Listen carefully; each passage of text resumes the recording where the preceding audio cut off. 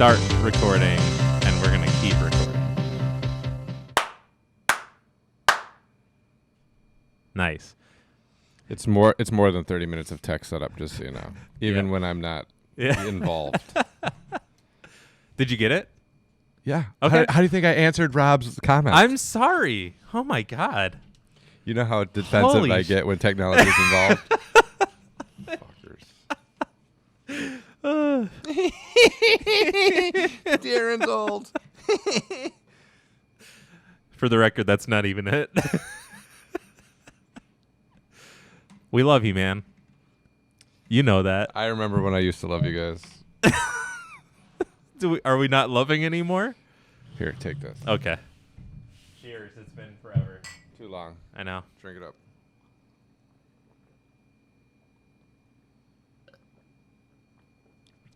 Oh, yeah. Oh. There it is. Yep. Sorry that it's not... What is it? Rip? What? The other pre-workout? Vapor? No. Kevin's thing. Oh, I don't know. I forget what it's called. I'm sorry. This is just... We're sorry that it's not that. This is Super Bro, Middle America, C4. Yeah. Big time C4. Yeah. Rap is what it is. Oh, you can see the updates now. Yeah. Look at you go. We ran out, and Gabby, my new haircut at us, when she was like, Darren, where's the pre-workout? And I was like, we actually just ran out this morning. She goes, fuck! That didn't really happen, but I've not had pre-workout in the house for a total of like 18 hours over the last 6 months. Yeah, and like since we've been working out, whatever. Yeah.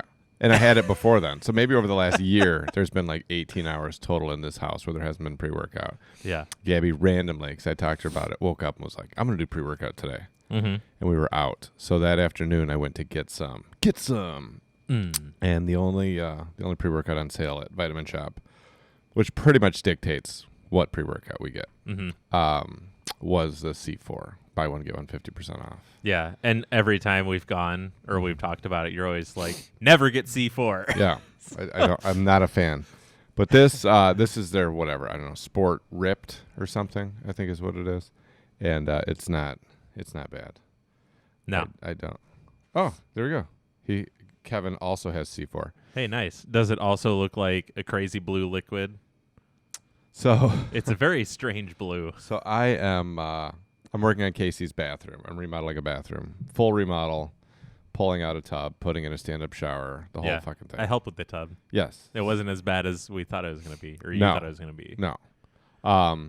So before I put a plywood subfloor down. I had to like reframe in part of the floor, like whatever. It's an addition, so who knows what that was. But I had to reframe in part of the floor. I put in a 3/4 inch plywood subfloor, and then yesterday I put in a 1/2 inch cement board on top of that, and then I'll put in a curb and whatever. But I did that so that way to add like rigidity to the floor underneath the shower, because I'm also then going to put in a mortar bed for the shower. Gotcha. Whatever, no big deal. But I had to put mortar down underneath the cement board. So you put basically like, mortar down, then you put the cement board down, and then you screw it down, and then it laminates basically to the wood, so you get like a stronger, more rigid floor. Yeah, makes sense. Yeah, I like to build things in the way that like when Armageddon comes, you're going to be able to walk around and be like, Darren did that. Built to last. Built to last. Yeah. Big time. Because people don't remember time in terms of repairs. So, like, when I fix something, I want to do something. Like, 10 years can go by. And then somebody's like, man, this is falling apart. And I just don't like that. So I always do everything like, it's not going to fall apart. So anyways, I waterproofed. You don't have to, but I did. I put like a water sealant on the plywood before I put the mortar down, because it helps with the bonding of the mortar to the plywood. Okay. So I mix up this whatever. It's not really waterproofing. It's like it's something that you put on before you put like self-leveling shit onto wood. So that way it kind of like, helps to seal the wood and whatever. So I put it on. It was the exact color of the C4. Really? Yeah. Like the blue, the cloudy, the whole thing. Really? Yeah. I was like, oh my God, this looks like my pre-workout. Did you try it? No, I didn't. Okay. But I was thinking that'd be a really, really terrible joke. Oh my God, that'd be the worst. I'm sure that stuff would fuck you up. Yeah, or kill you. Yeah. One of the two. But yeah, no, it was good. I got that floor down yesterday, and that was nice. It was just a lot. Yeah, it's a lot. Yeah. So the room is like it's a small bathroom, which it's small. Yeah, like I feel like I could almost lay down long ways and almost be touching like head to toe that way, and then fingertips out this way. Easily fingertips out yeah. that way. Yeah. Yeah, I think it's like 7 by 5. Yeah. Basically. It's a little over 7 by 5. Mm-hmm. Which was interesting because the cement board comes in 5 feet lengths. Yeah. So I was trying to figure out like which way am I going to orient the cement board to try to like make the best thing. And I wanted to run it the other way, but then I was like, well, the walls are 5 feet apart. Mm-hmm. So it literally will just fit perfectly. And it did. So that was like a lucky thing. Yeah. But installing something that fits like wall to wall onto a floor with mortar on it turns out not the easiest process. How long did it take you to get it? Well, so I dry fit all of the concrete, the cement board first, right? Because you don't want to put the mortar down and then be cutting cement board. Because it just kind of chips and whatever, and then you get these little pebbles everywhere, and you don't want to fuck it up. So I dry fit everything, and just dry fitting it was a huge pain in the ass. And I was like, well, now let's do it with mortar so I can't step on the ground and whatever. Yeah. And but it actually didn't go that badly. It all fit nice. Like it was a perfect fit. Everything was like really cool. I had like a little bit of space in between my joints, which is what I wanted, and it just kind of like worked out. It did make me 15 minutes late for dinner though with Gabby and Sandy. Nice. I'm like losing my mind screwing down because for cement board you screw it like every like 8 inches. So it's literally just like that. Even though that room's not that big, I'm just still like 100. And I'm just like nailing all these, or putting all these screws in. And Casey comes upstairs. She goes, Gabby wanted me to tell you it's 7 o'clock. Where should she go? Because we're supposed to be at dinner at 7. Oh. And I was like, buddies on Crooks, and I'll meet her there. Yeah. So I was rushing. I knew, like, I didn't think it was going to be that tight. And I didn't realize that, like, that much time had passed because I was just focused on, like, getting it right. Because pretty much once you put it down, there's a little bit of move that you can do, but not a lot. Right. And then getting it back up, like, fuck that. So. Nice. Yeah, it was pretty funny. Yeah. It was funny getting it down. So it went good. It went well. How did it go with Sandy and Gabby? It was good. Nice. It was good. Yeah. Like I told Gabby before I ever made plans for dinner that like, I don't know. She's like, well, what time is dinner going to be? And I was like, I don't know. Yeah. This could take an hour. It could take 2.5 hours. Yeah. Depends how it goes. Depends how well everything fits together and everything. Turns out it took 2 hours and 40 minutes. But it's fine. Nailed it. Yeah. And it's one of those things like, whatever. you just can't mess it up. Yeah. Yeah. It has to be done. It can't be like, and I'll just like come back later and whatever. Like you're past that point. Yeah. You have to screw every screw in because it's going to like turn to stone, but tomorrow. Yeah. Right. So there's and no then like, redoing it is impossible. Yeah. And then, like that's not stuff you can just put in a garbage bag. Yeah. Right. Because you can't throw concrete out. I mean, I can. And I have been involved. I have allegedly been involved in illegal dumping in the past. But, yeah. So, oh, Rob. I don't know. Over under pod time versus bathroom time. Yeah. This is so much better that you have it now. That I can see it now? Yeah, that you can just read. I don't have to read aloud. Yeah, it's good. Yeah, we could do like popcorn or something too. I do that with one of my classmates. Do what? We read stuff for class, popcorn style. Like we just do like paragraph. Like you do the first paragraph, I do the second paragraph, you do the third paragraph, I do the fourth paragraph until the page is done. So it's read aloud. Okay.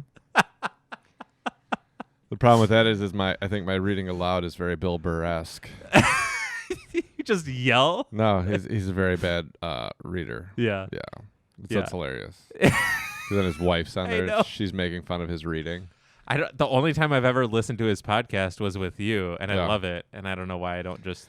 So I didn't know he's been podcasting since 2007. Yeah, like he started with Joe or whatever, or along the same time. Yeah, I didn't know that he had been doing the podcast that long because I'd listened to the podcast years before, and I've listened to it throughout time. I just didn't know that he was doing it for that long. Right. Yeah. But it's I spend a lot, like, while I'm doing work and stuff. That's usually what I'm listening to. Yeah. Is the Bill Burr wait, podcast. I have this too. I don't know if anyone saw this. I made this especially for you, Darren. Oh, I feel so honored.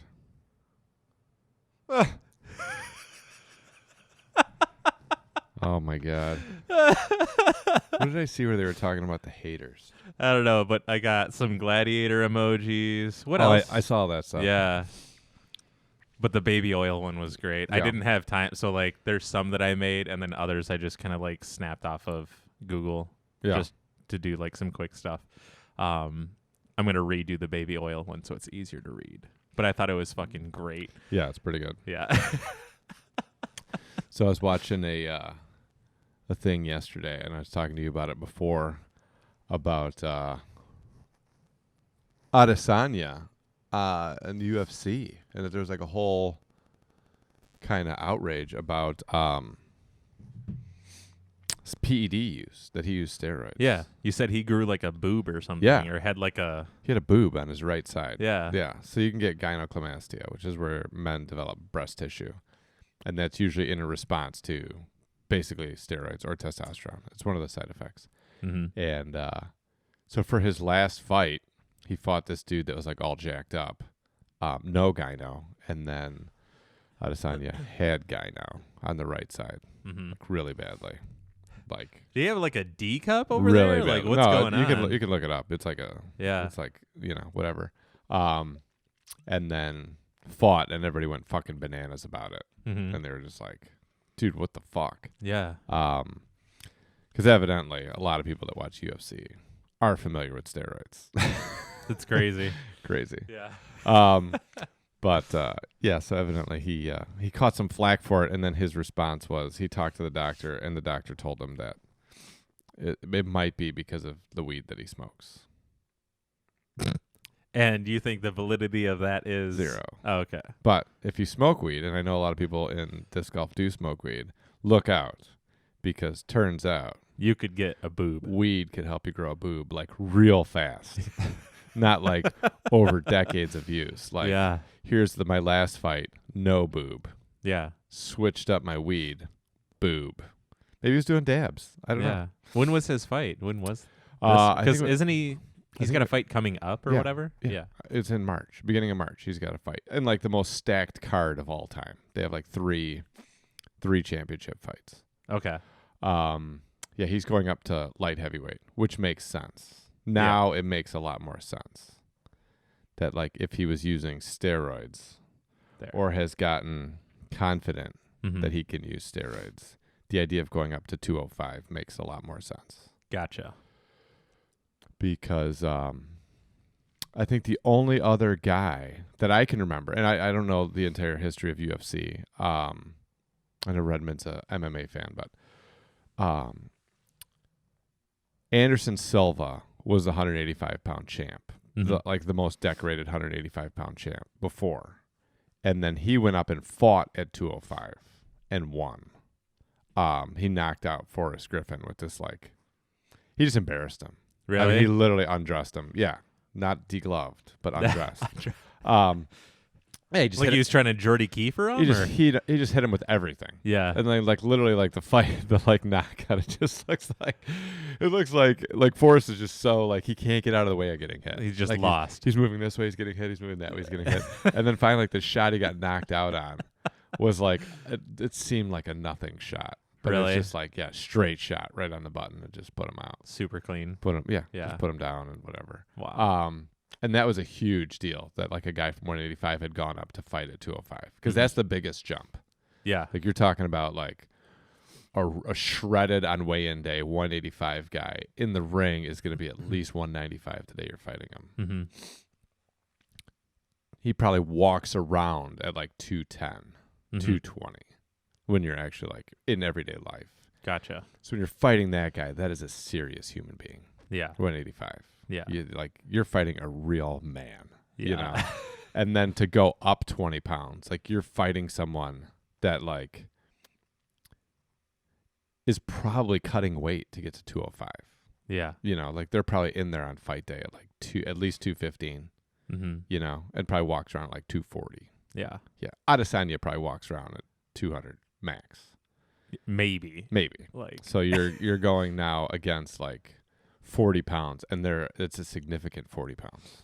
You know what I mean? Like, you're talking about 20% of somebody's body weight. That's a lot. Yeah. So it'll be interesting. But the fact that, like, you know, he may be using steroids, like, makes sense then of like, oh, okay, cool. Yeah. So it'll be interesting to see what he looks like when he comes out, because he got a lot of flack for the boob. Yeah. So it'll be interesting to see like what he looks like when he comes out. Did he have to get it removed? You know what I mean? Yeah. Does he have like a weird scar there from getting like a boob C-section? I don't know. Like, the whole world's going to be watching. Yeah. And does he show up to the fight like just jacked? And everybody's going to be like, what are those? You know? Yeah. Like, he just shows up, Ezra'd out. What the hell? Like, yeah. here I am. I've been working out my entire life. I didn't get bigger, but now I'm bigger. Yeah. You're like, whoa, all of a sudden. Whoa, it's crazy. Yeah. And then Coach Greg is going to make a video about it. He made a video about the last one. Yeah. But, yeah, like, I figured out a new order to do exercises in. It's helped me put on 20 pounds. Yeah. Of muscle. Yeah. Yeah. So I figured it out. Just lift heavier. Yeah. Yeah. So, yeah. And Coach Greg was also, Greg Doucette is a guy that I watch, that I've gotten into over the last 6 months. And he just kind of talks about, like, how most of those guys are probably, not most, but a lot of those guys are probably juiced. Yeah. Because you can do, there's something, I forget what it's called, but you can take it and it comes out of your system real quick. Mm-hmm. So he said it just depends on how their random drug testing goes and all that, and if they care. Gotcha. You know. Very interesting. I love Coach Greg. He's great. I loved the one we were watching before, or while we were setting everything up, where it was what's the chick's name? Dr. Sunny Andrews. Oh yeah, there was two. So I was talking about the Natty Venezuelan chick. Yeah. Yeah, Natty Powerlifter. Yeah. We're just like early stages, obviously dominant athlete, whatever, but you can see like the muscle being gained, and then all of a sudden there's like shredded, like out of nowhere pictures. Like, what the fuck? Yeah. And then like he's like, usually if you're working out, you know, you get the big gains at the beginning. Yeah. He's like, not 8 years in. All of a sudden you're like, whoa, I really figured this out now. Right. Yeah. And I didn't know he was the world record holder for one of. So with lifting, there's so many world records. Yeah. Because it's all based on like what the lift is, what your weight class is. Yeah. And then what you're wearing while you're doing it. Right. That makes sense. Yes. Still world class record holder, whatever, open to like, I did all these drugs. Like, just to help me get gains and whatever. Yeah. And he's just like, if I can do this on all these, but then you're just over here natural and you're like half my size or like a fourth of my size. Yeah. Lifting more or the same. Yeah. Natty or not. I don't know. I just don't know. Not sure. Yeah. Yeah. So the first time I saw her in a video, she was working out with Eddie Hall. Oh, really? Yeah. Eddie Hall like went to some gym to meet up with her, and they were going to work out. Okay. So it was like her and her entourage. Gotcha. Which are like these 3 dudes. And they went to go work out. And the first thing that I noticed when I saw her, because he was like, multiple world. She's got like a fucking army of world records. Yeah. And it was funny because he asked her. He's like, how many world records do you have? She goes, I don't know. He's like, well, what world record's your favorite? She goes, I don't know. And then she was talking about having a world record in some lift. And he's like, well, what is the record? She goes, I don't know. She goes, I really don't care about that stuff. She's like, I'm always just trying to do better. Yeah. So I don't. She's like, it's so many lifts and so many different things. Like, I just don't know because it's weight classes and everything else. But she was talking about like, the 400 and something pound. Maybe it was squat. I thought I remembered it as deadlift. But yeah, it was like 400 and something pound squat when she weighed 114 pounds. Yeah. And but before Eddie introduced her, I remember being like, oh, this is going to look like a dude.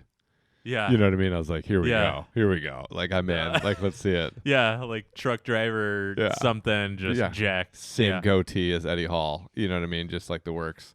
Same neck. And and then they got her on camera and I was like, oh, she looks like a woman. But I was still like, what's up with that nose? Yeah. Like, that's like, a nose. Yeah, that's something. And then it was funny because Greg's like, your nose can be an issue of like if you take human growth hormone. Mm-hmm. And I was like, okay, that makes sense. Because it definitely looked like that's more than just a big nose. Yeah. Like, that's a lot. Yeah, no shit. So. Yeah, I figured that would fall into when you were telling me about like you can just get a bigger head by taking these things or whatever. So that's what he was talking about there at the whatever the word that he couldn't pronounce. Yeah, is your skull keeps growing, but like your teeth don't grow. Right. And you're like you don't get more teeth. Yeah. So like as your skull grows, right, and widens out, it actually pulls your teeth apart. Right. Yeah, so you get that little gap in between your teeth. Yeah. A la Arnold. I'll get in the chopper. Do you think that's what happened to Martins? Or did he always probably? Yeah. Probably. I mean, I don't know. He probably had a gap. Yeah. But the thing I watched yesterday was clips from Oberst on Joe Rogan. Oh, yeah. Yeah. That was a good podcast. Yeah, it was wildly entertaining, and I'd never seen it before. Really? Yeah. Yeah. Yeah, it was funny. He went from, like, working security at a club, and he was working out a lot, and his buddy's like, you should get into strongman. He didn't know anything about strongman because he grew up, like, with no TV, really. Yeah. And then he went and did some log lift and set, like, the amateur record. Like, the world amateur record. The guy's like, fuck you. I was thinking about, like, when I go play disc golf with you.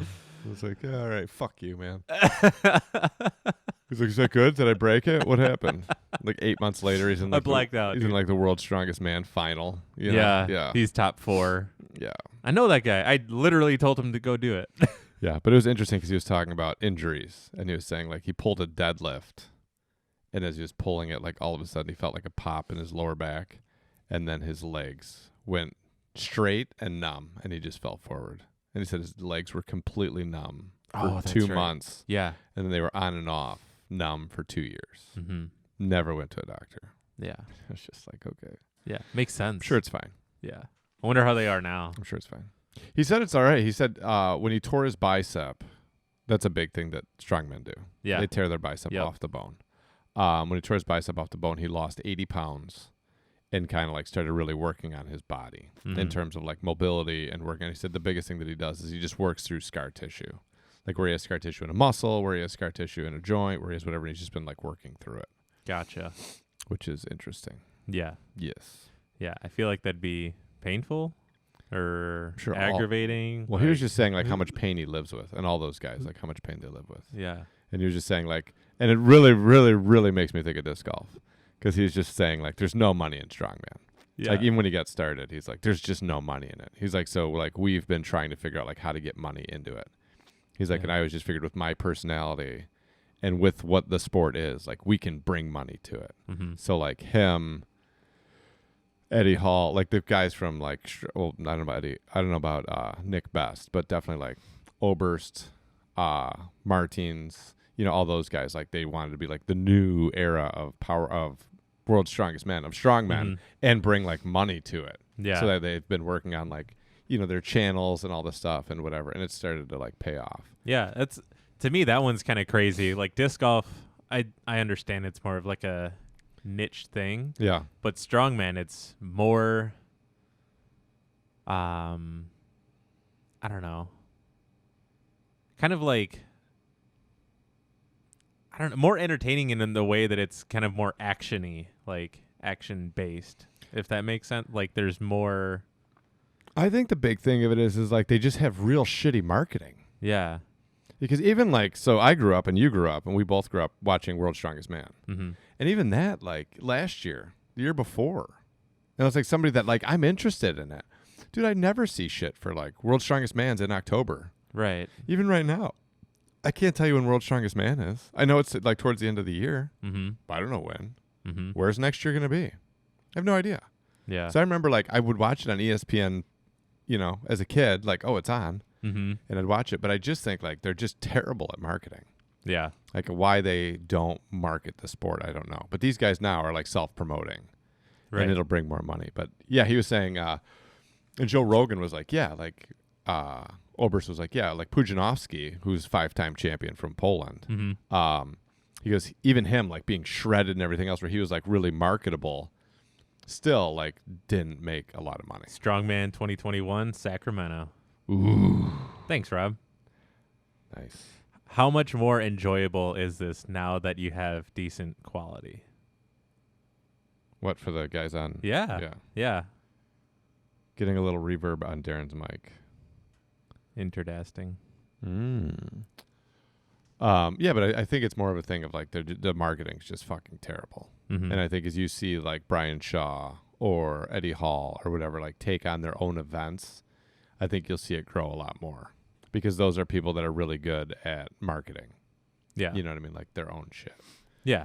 So, yeah, but I always think of like how hard, how much work, it's in June. CBS Sports Network. It's basically disc golf. But the lifetime of work that those guys put in to be able to compete at that, and then like, there's just nothing in it. Yeah. Like bodybuilding, also there's no money in bodybuilding. Mm-hmm. But that I kind of get more. I understand it. Yeah. Yeah, because there's no like. The only thing that you're looking at is like a naked dude, oiled just up, got baby oil all over, tanner, bronze, yeah. And then they're just standing there glistening, just flexing as hard as they can, or whatever it is. Yeah. And then these guys, you have them like lifting up trucks or pulling trucks or picking up these crazy stones and doing amazing feats of strength. Yeah. Yeah. Yeah. Yeah. The bodybuilding I get because in reality, like there's 100 people in the world that's their goal. And there's 100 other people that are like, fuck yeah, I want to watch that. Yeah. Like I understand it. Yeah. Now, if all of a sudden instead of just weed, like if they made steroids legal, there would be a lot of money in bodybuilding. Yeah. Because then it would be like, this is our guy. Yeah. You know what I mean? Like right now it's supplements, but everybody knows that like Larry's protein didn't make this guy 315 pounds. Right. Like that powder didn't do it. We all know that. Yeah. But if it was literally like, no, this is the shit I take. Right. Like I'm on Frank's hot sauce and this stuff puts me like here. Mm-hmm. Like everybody, like I think then those guys would make a lot of money. Yeah. But you can't do that. Yeah. So it's all underground. Yeah. Hot sauce. Yeah, exactly. I'm using Frank's Tren and yeah, whatever. Just the ads running through my head are fucking hilarious. I just won Mr. Olympia and I can still get an erection. You guys should use this stuff. And it's like, fuck yeah, dog. I'm in. Yeah. I got it. Like that's all the promotion is. It's like how can we market stuff that has this bad thing where you don't get erections or you don't lose your hair and you can still just like take all these drugs to destroy your body kind of thing. Yeah. Yeah. Those guys don't care. Yeah. They don't care. If I can get bigger now, I'll give up the time to be alive later. Yeah. Yeah. I'm cool with it. But so anyway, so Joe Rogan's like, yeah, I know Mariusz Pudzianowski. He goes, I watched this thing of cribs, basically, of him in Poland. He goes, and he lives in like a really modest house. Okay. And he's like 5-time world's strongest man. He goes, Joe goes, I usually assume that if you've done something on TV and I know who you are, you're probably rich. Yeah. He goes, it was really weird to be like, this is world's strongest man 5 times. Yeah. And this dude lives in like, a hut. like a modest suburb. Right. You know what I mean? Like the guy next to him's like a software engineer. And this guy's like world's strongest man 5 times. And they're like, same neighborhood. Yeah. Same whatever. Yeah. Yeah. And even still, like you could be that person, but you think there'd be like lavishness somewhere or something. Yeah. But like fucking Macbeth drives a McLaren. Yeah. He throws frisbees. Yeah. Like I love the guy. Love the sport. But but it was like, has he ever torn the bicep off his arm? I don't think so. No, I don't think so. He's a fucking wuss. Yeah, McLaren Challengers, like Denali's pulling a 5th wheel. Yeah, like this guy, hut. Yeah. You good? Yeah, just my ear. I'm a little out of practice. It's been almost 2 weeks. I know. It's crazy. Yeah. So we missed some time. Yeah. Are we going to address it or no? Yeah, that's fine. So there was a... I don't know how much of a scare it was versus, like, I think lifestyle choices. But there was, like, the COVID thrown around. Like, I don't know if what I got is COVID, but I'm going to go get a COVID test. So I had to go take my mom to get a test. She came back negative. And then my uncle, who also lives an equally, if not worse life, who was over your house. Who was over at my house. Yes. And my mom got pretty ill afterwards. I think it was just like a cold, and it was just coincidence. Yeah.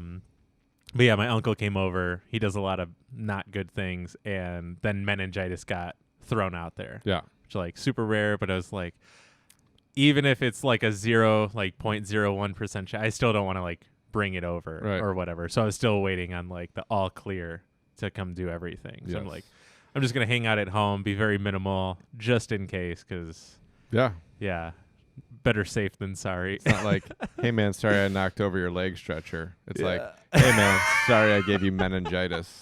Okay, you already live on a gray list. Like that's gonna be a real dark shade of gray. Yeah, it'd probably be black for a while. I think Gabby would lose her enthusiasm for you coming over if you gave us meningitis. So, yeah. So it's not my fault. So we did not get together on Monday or Wednesday. No. And then, yeah, we didn't see each other until today. Yeah, since Friday. Yeah. So we talked on the phone a little bit. I tried texting Saturday? you a couple times. You're real. Well, Saturday was the fight, right? Mm-hmm. This last Saturday. Yeah. So I saw you on Saturday. Yeah. Okay. I forgot about that. Less than a week. Okay. Yeah. Feels like forever. Yeah.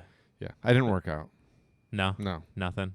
No, I've been at Casey's house and like it's been like physically demanding. So yeah. like when I get home, I kind of figured you'd just have a lot of time for knocking out a bunch of that shit. Yeah, which I did, which is good. Yeah, when I'd get home, I was like, oh, I'm gonna work out, and then I'd eat, and then the minute I would eat, that's why I like to work out first thing. Yeah. Because once I eat in the evening, it's over. Like your body's like, all right. My body's like, we're landing the plane, bro. Yeah. I'm like, I'm not really that tired. Coming in for a nice smooth landing. Yeah. It's day 8:30 at night. Done. Yeah. I gave up sweets for Lent. Not Catholic. What's your sweets? I don't typically see you eat too many sweets anymore, but I'm also not.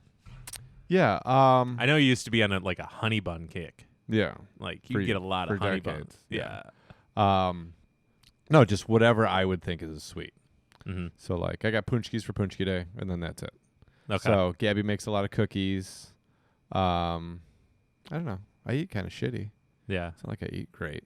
So I'm just going to try over the next 40 days. I think it'll be a good way. I want to get rid of my belly fat. Mm-hmm. Not that I have a lot, but I have enough that's bothering me. So I'm going to try to cut out this sugar and tighten up the diet a little bit. Mm-hmm. And then I should be good. Just take it off. Yeah. I'm interested in doing stuff like this too. And I've been eating better, but I still have I'm not following all my rules that I want. Yeah. But I've been eating a lot more meat. Like I went to Costco the last time I was here to get a pack of whatever it was. Meat. Yeah, I finished it yesterday, and I don't know what brand it is, but it's just a grilling seasoning, like a generic that somebody repacked and put together for sale, and it works out pretty good. I just have a solid layer on the one side, sear the other side, pink with a little red, A1 sauce. I'm good. Gravy. Yeah, it's great. Yeah, it's good. I haven't been eating as much the last week just because of working and whatever. So I had a few days of just straight pound town. I don't know what days those were, but it was last week sometime. And then I was like, I gotta cut this out. That's why I'm getting the fat. But the Boyne trip definitely, I think, fat wise at least, caught up with me a little bit. And then I think whatever I did for a couple days also caught up with me. Yeah. That where I'm feeling full all day is going to translate into body fat. Yeah. For sure. Yeah. Because what it takes for me to feel full all day is definitely excess calories. Yeah. Yeah. For sure. Yes. Yeah. All right. So season's almost here. Yeah. We're getting close. Discounta's getting real close. LVC and Memorial. Mm-hmm. All-Star Weekend. Other words? Yeah.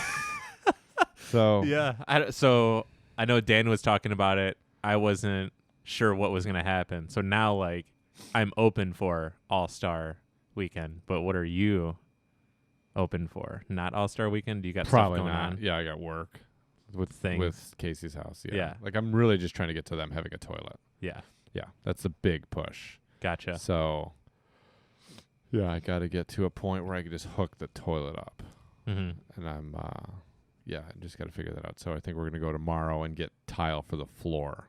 And gotcha. even though it's backwards, I'm probably going to, after I get the pan in, whatever, I'm going to do all the steps I can to like get them to have a toilet as quickly as possible. Gotcha.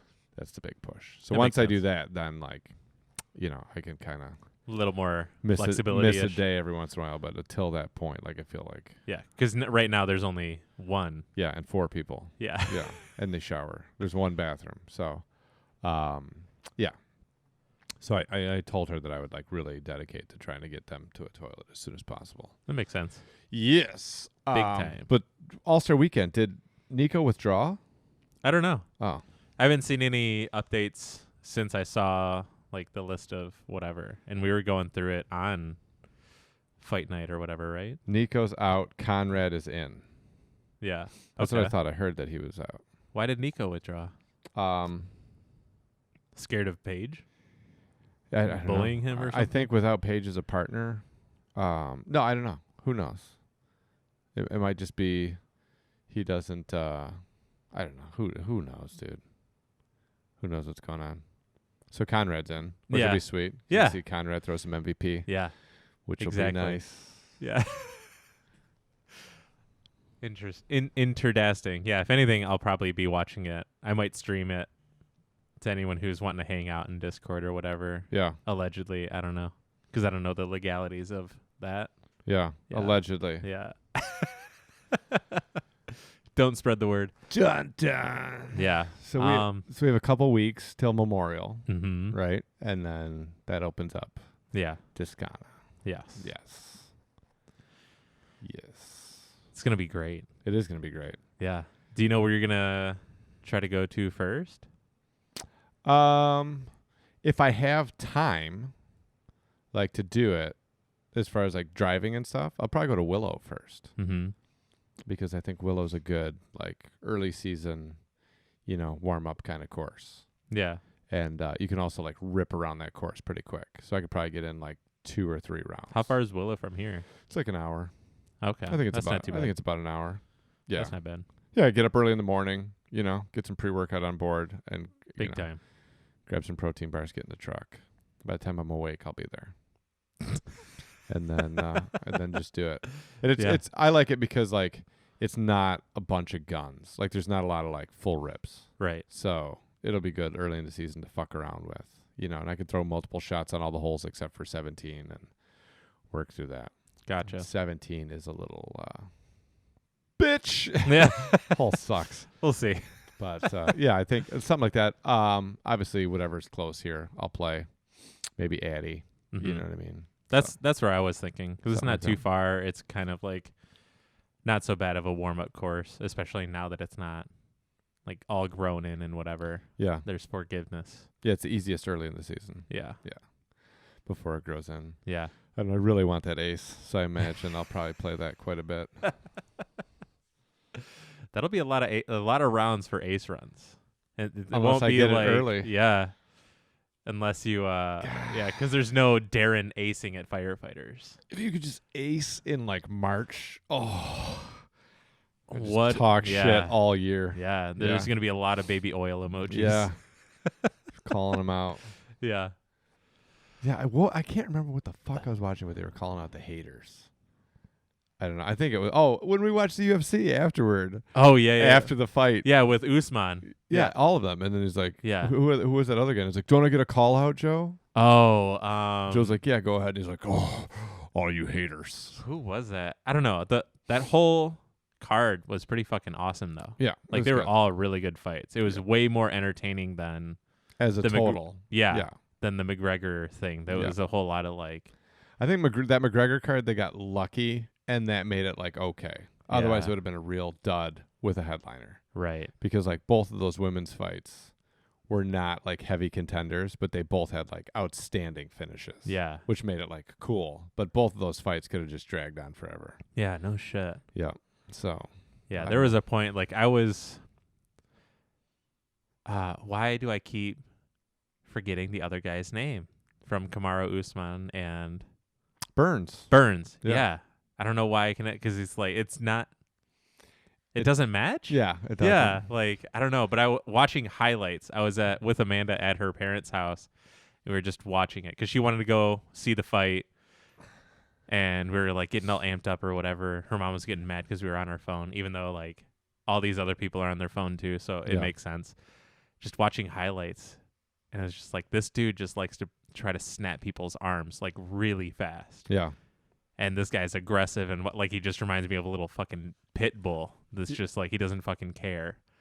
And he got owned pretty bad. Yeah, he did. I was like, I think we both took him.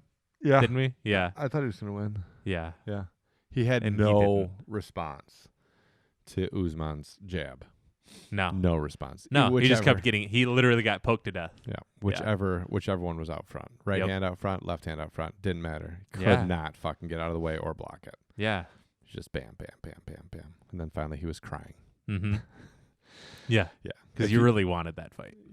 Yeah, yeah. Well, it takes a long time to get a title shot, and if you lose like that, who knows when you'll get another one. Yeah, yeah. If any of you want to know what your future is going to be like at the end of Discana, just watch the end of that fight, and when you look at Burns and how he's feeling and what he's looking like, that's what's in your future. The crying on the floor, and then like trying to get you on a stool, and you're like, "Get away from me! Don't touch me!" Yeah, that's where you're gonna be. Yeah, you're gonna be there with Darren. No, you can be there. Oh, that's not what you were saying? Because of Darren. Oh, I wasn't understanding. Oh, I'm sorry. Yes. Have we had new people sign up for the I don't know. I haven't seen any new ones pop up. Redmond's calling me out. Probably. He's probably slathered in baby oil. Probably. Once it becomes summertime, once it becomes summertime and it's not so cold down here, I'm gonna do it. Maybe we'll just do a whole podcast just slathered up. Baby oil. Just baby oil. Oh my God. Ready to rock. How much is baby oil at Costco? How many can we just like put it all over? Do we cover the whole table in baby oil? There he is. Yeah. Oh my God. Oh. If there's a playoff, well, I don't know, because then you get baby oil on your hand. I'll say if there's a playoff and I'm throwing for aces on 10 at Edison at the end of the year to win Discana, I will be slathered in baby oil. Yeah. But one, it's going to be cold. Yeah. Because it's the end of the season. And two, even if you just touch it won't be that bad. Even if you just touch yourself and get baby oil on your hand. Yeah, you're fucked. You throw away the whole championship. Maybe it's mandatory. I think once baby oil hand. Once you win, you just do it. Yeah. Tear the shirt down. Yeah. Slather it. You just have a Gatorade bucket full of baby oil. 5 gallons of baby oil. You just get it dumped on you. Gross. What could go wrong? So, I kind of want to see that. Who are you going to take in the memorial? Oh, so there was a thing. And I wanted to ask you a question about this. Yeah. So Ledgestone opened and then filled. Yeah. In like 2 minutes or something. Yeah, I'd heard yesterday or something. Yeah, there's like whatever. We're just gonna be totally uneducated conversation right now, but there's like 1,000 spots or something. Okay, whatever it is, for all these people to sign up for, and it filled super fast. And then there was some of the ladies were upset that they didn't hold a certain number of spaces for the ladies divisions. They didn't. They did not. Interesting. So I think outside of FPO or including FPO, there's like 100 women total for the whole tournament. So in that situation, not just Ledgestone. Ledgestone, is going to fill. Yeah. Right. It's like the number one thing, right? Because of the player pack and everything else. Like people are going to fill Ledgestone, obviously, like really rapidly. Yeah. Do you think in that situation that it's a first come, first serve by division? Like they do it now, or do you think it should be first come, first serve, so many numbers in each division? Okay. I think there should be. Kevin says that they held spots based on previous years and estimated growth, but the growth was too much.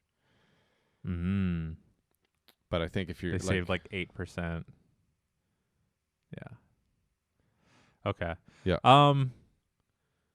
Yeah, I'm for, I think, like having spots saved and also having first come, first serve. but I don't know, like, I don't know what the balance should be on something like that. Like, do you say 50% for... Are you saying for, like, the whole tournament or, like, by division? So for last year, the tournament was 6.9% women, and this year it's 4.9% women. Okay. Or I'm sorry, last year was 4.9, and this year they had 5.8% saved. Gotcha. But it's hard to tell by, like, how many women played and registered the year before, because it's not by interest. It's by, you know, the time that they have to, like, register. Mm-hmm. So just the fact that there's like 10,000 dudes and even, let's say, like 500 women, like the odds are, like, you know, those dudes are going to be signing it. You're going to have a higher chance of dudes getting in than girls. So would you say to, like, have a bunch of spots saved in each division so that way there's a minimum? I think so. Or like, I think total, like, just open the doors and go Black Friday style. No, I think having, like, a set number for each division kind of, like, it makes for a better structure instead of, like, because are you saying if there were 200 spots to fill, you have 100% men, 100% women, but in this case, since more men are signing up, it's taking away from the women's spots. So then it's becoming like 150% men and then 50% women. Does that make sense? I can't do it. Why, Rob? Rob already broke all this down. Oh my God. Yeah. What is... Okay. He may have already done some analysis. Yeah. So Rob's got a whole, like, Rob's already done all spreadsheet this, and everything. yeah. Like he already made a hotkey just to copy paste it in. Like, that's amazing. So you're saying, like, keep a certain number per division? Yeah, but what I was asking, like, you have a pool, like, they have a set number of people, which is like Are you okay? Do you have an itchy head? I have plastic face. Oh, yeah. Needs to be addressed. Yeah.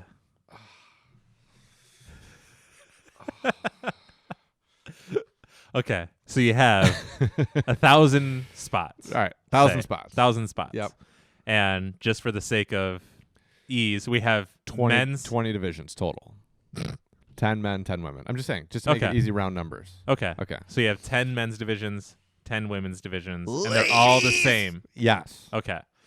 But in this case, more men are signing up more rapidly, so it's actually taking up more over there, and then it's taking away from the women is what's going on. No. Okay. There's 1,000 total spots, and you have 20 options of where you sign up for those 1,000 total spots. Right. So it's the first 1,000 people that sign up. They just fill whatever. Right. So if 1,000 men sign up, then no women can sign up. Yes. Okay. Yeah, Yes. I'm not for that. Okay. Yeah, because then how are they going to play? Like, I think they have equal opportunity to play unless we move into, like... Well, the argument that becomes they have the equal opportunity to sign up. Right. But I think there should be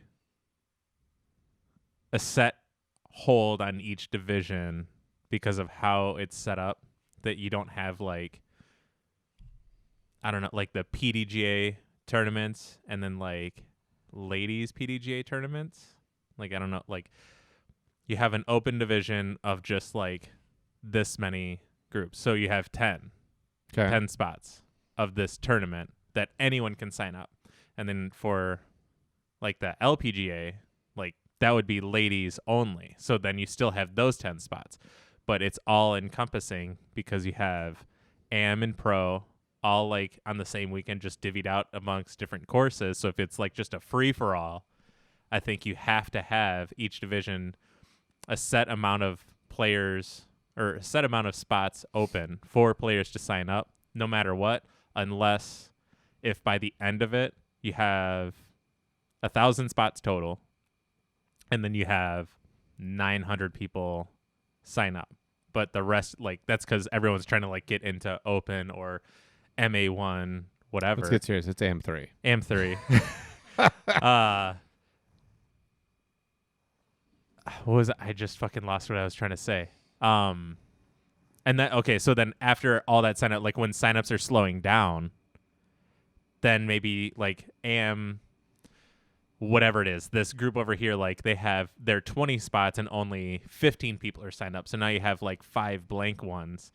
Then maybe you can put a pool together of like, all right, signups already, like you have a cutoff for the sign up list or registration, whatever. Mm-hmm. You then take all the spots that are like empty because those divisions are done or something. Say you could send out an email to, I don't know, people that are signed. I don't know how that works, like with a waiting list, but you could take that group of empty spots and put it into the ones that are looking for more people. But I don't know the logistics on that. Yes. Just wildly uneducated spitballing. But I think so they should hold spots. Yeah, okay. I think they should hold spots. Okay. Like I think they should, like however it's divvied up, I think it should just be there, not just 1,000 spots are just open, just flat out across the board. Yes. I think is wildly chaotic. Is my first thought of that.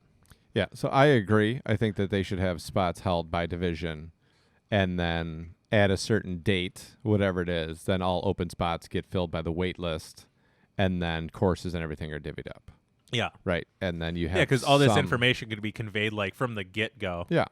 And then if you don't know that information, it's just because you didn't take the time to read like what's going on with the tournament or whatever. Which in like starting to manage things and whatever on a different end. Yeah. Noticing how much people don't read with how simple I think something can be is like still wildly surprising. Yeah. Yeah. This is America. Yeah. We don't have to read. It's like whatever. People that yell at you about the Bible, and then you're like, have you ever actually read the Bible? Like, no, this dude tells me about it every week, though, so I feel like I know it. Yeah, I think that you should have some kind of, like, amount for each division that's held, and then once it's so far out, then it fills by the wait list according to maximum numbers of other divisions. Mm-hmm. So, like, for states, for Michigan or something, you'd have, like, 96 AM1s can be in the tournament. Mm-hmm. So if on that first thrust of registration there's 94 people that got into AM1 and there's 20 spots that are being held that didn't fill, then the first 2 people from AM1 on the wait list would get in to complete that to 96. And then the next people pulled off the wait list would be for a division that had open spots. Mm-hmm. It's not only just on the wait list, it's per division and all that. And you could set that up. Rob could set it up on a computer in about 4 minutes. He's probably already working He probably on it already right did now. it. Yeah. Yeah, it's probably already done. Yeah. Yeah, and I think that I don't know Nate as a person. I don't know a lot of tournament directors like personally, but I think there could be like a better structure. I think the structure overall has been the same. I could be totally wrong, but just from my experience, it all seems relatively just the same. And then you always have like, I wish I could get in, but I can't because all these other fucking people that are just trying to play with their idols or something or like getting in before whatever. So I'm a big fan of ratings in the sense of your ability. Like that's your gate. Like, or like at the airport and you're flying Southwest, like if you're 1,000 rated, you're earlier to get in versus being 930 rated, you're one of the last people to get in. So if you want to get in earlier to more like solidify a spot for you, get better, like keep improving and everything. And then that's going to be something that comes along the way that the only thing that's going to hold you back is financially being able to sign up versus like a free for all. So there's some more organization to it. Yeah, I think it's supply and demand, to be honest. I think you just jack up the price. Yeah. Because a lot of Ledgestone specifically is people are going to buy discs to flip them, right? Because they have like the little pro shop and you get your player pack. And this year I think they have like a special Ledgestone run, I think, for every mold. Yeah. I think that's what Fred was saying. I could be wrong, but I'm pretty sure that's what's happening is every fucking mold. Yeah. If not the majority of them. Yeah. Yeah. So that's the big thing with Ledgestone. So for me, if I was running Ledgestone, right, like, oh, okay, so this year it was $200, or what did Brad say it was? It was $170 Yeah, I think it's 175 or 180 for AM1. For AM. Yeah. So I'd look at like, okay, it filled in 2 minutes. Yeah. So next year it's going to be $270. Right. And we'll see. Yeah. And just go there. Because I think like you're going to have to hit a point of it's supply and demand. Mm-hmm. And if all these people, if $170 leaves you with 1,000 people wanting 500 spots, then it needs to be $270. And you need to find that like cross point in terms of what it is. Yeah, like not getting to too much, but not having it be too little. Yeah, I would push it to too much. Yeah, I would get that. Just absolutely push it. Yeah, like whatever too much is. Like if too much is, you're like $400. Sure, and then too little is like 170. Yeah. Obviously, like you're gonna be well past that halfway point. Yeah, but it's not gonna be like 400, but maybe like the 350 or some shit. Yeah. It'll slow down the Black Friday-ness, and people are gonna like, do I really have $350? I don't know. Yeah, the other thing is, obviously we're dealing with the boom in disc golf after COVID. Mm-hmm. So disc golf grew a lot during COVID. Yeah. And I think a lot of people like put time into their game when they couldn't work, and there were a lot of activities they couldn't do, and now they're like more interested. And I think that there was just a big uptick in, there's the thing. We were told to grow the sport, but should we have? You know what I mean? Like it's like we created Jurassic Park or something. Really? Well, yeah. It's like it's so like the secondary market for discs is so expensive right now, and there's just a lot of stuff. So I would just look at like Leadstone being the first one, right? Like the earliest one, and it's pretty much the most popular tournament. Like, or not the first one, but one of the early ones for people to sign up for, and it being so popular, like they probably got dumbfounded with like the actual demand for people wanting to sign up, because it's probably like exponentially higher than it was last year even. But I would look at it, and my solution would just be supply and demand. Mm-hmm. You know what I mean? And unfortunately, if you can't pay $350 to play Leadstone, then you're just not going to play Leadstone. Yeah. And it is what it is. Yeah. But in the end, like, someone could create then you would know, you know what I mean? Like you could make other plans. Like, all right, Leadstone is way out of my price bracket for going and playing AM. Like it's just not worth it to me. Yeah. So then someone else could start another fucking sweet tournament on the same weekend. And that's what you're going to end up with. Like where we're going as a sport is you're going to have like top tier tournaments that like, unless you're like, it's going to be a lavish experience. That's something that you're going to appreciate for the rest of your life. Like I went and played Leadstone. I went and played whatever, those tournaments. And I went and got to go and do that and watch the pros and play a tournament at the same time and all that stuff. And I think in 10 years, it's just going to be unrealistic. And it's going to be like, yeah, it's just not worth it for me to pay $500 to go play a tournament. Yeah. And that's what it's going to be, because it's going to come down to supply and demand. But then the next person that wants to run like a top tier event on the same weekend as Leadstone would be free to do it and know that he can fill it. Yeah. Because his tournament's only going to be $170 to play. Mm-hmm. And that's what it is. And I think like the people putting on the event should be the people. It's the same thing like we talked about with regular discs. Like the people making the discs and the tournament and the touring pros that are on the disc should be the one making the money on the disc, not Tubby Terry in his van at the park selling, secondary disc market discs for $80 a pop when he bought them for $20 a pop. Right. Like if Leadstone's going to make all these sweet discs that are going to be in super high demand and everybody's gonna blah, blah, blah, then fucking charge a bunch of money to go. Mm-hmm. You know what I mean? Like I think the idea of selling the tournament is going to be gone for those top tier tournaments. Yeah. Like they got in at the ground floor. They built great tournaments when there weren't a lot of great tournaments. Now they're that top tier tournament, and it's going to cost you a shitload of money to play it. Mm-hmm. I think that's how it's going to be. Yeah. And that would make sense. Yeah, I'm for it. Yeah. Because then, like, all divisions are going to have the opportunity to play, and it's probably going to end up being, like, more serious divisions. Like, that's how you're going to solve the rating issue. Mm-hmm. You know what I mean? Instead of, like, staggering it, and then what does that mean? Then that just means that, like, if you're willing to play, or if you have to play AM1, you're more likely to fill in AM1 because your rating's higher. But what if you're like 905 and you're like, fuck it, I'm playing against AM1 guys? You're never going to make it into AM1. Mm-hmm. Because by the time they get under 935, AM1's going to be full. Yeah. You know what I mean? AM2's probably going to be full. Whatever. I mean, if you do the tiered by rating, when you get to a tournament that big, like, how many spots are you saving per division? And then you get wedged into 935. If you're 935 and higher, you know what I mean? If you're rated 937 and they open it up to 960 and AM1 fills, you can't play the fucking tournament because you can't play AM2. So I think you just jack it up because there's only going to be... What if it was less divisions?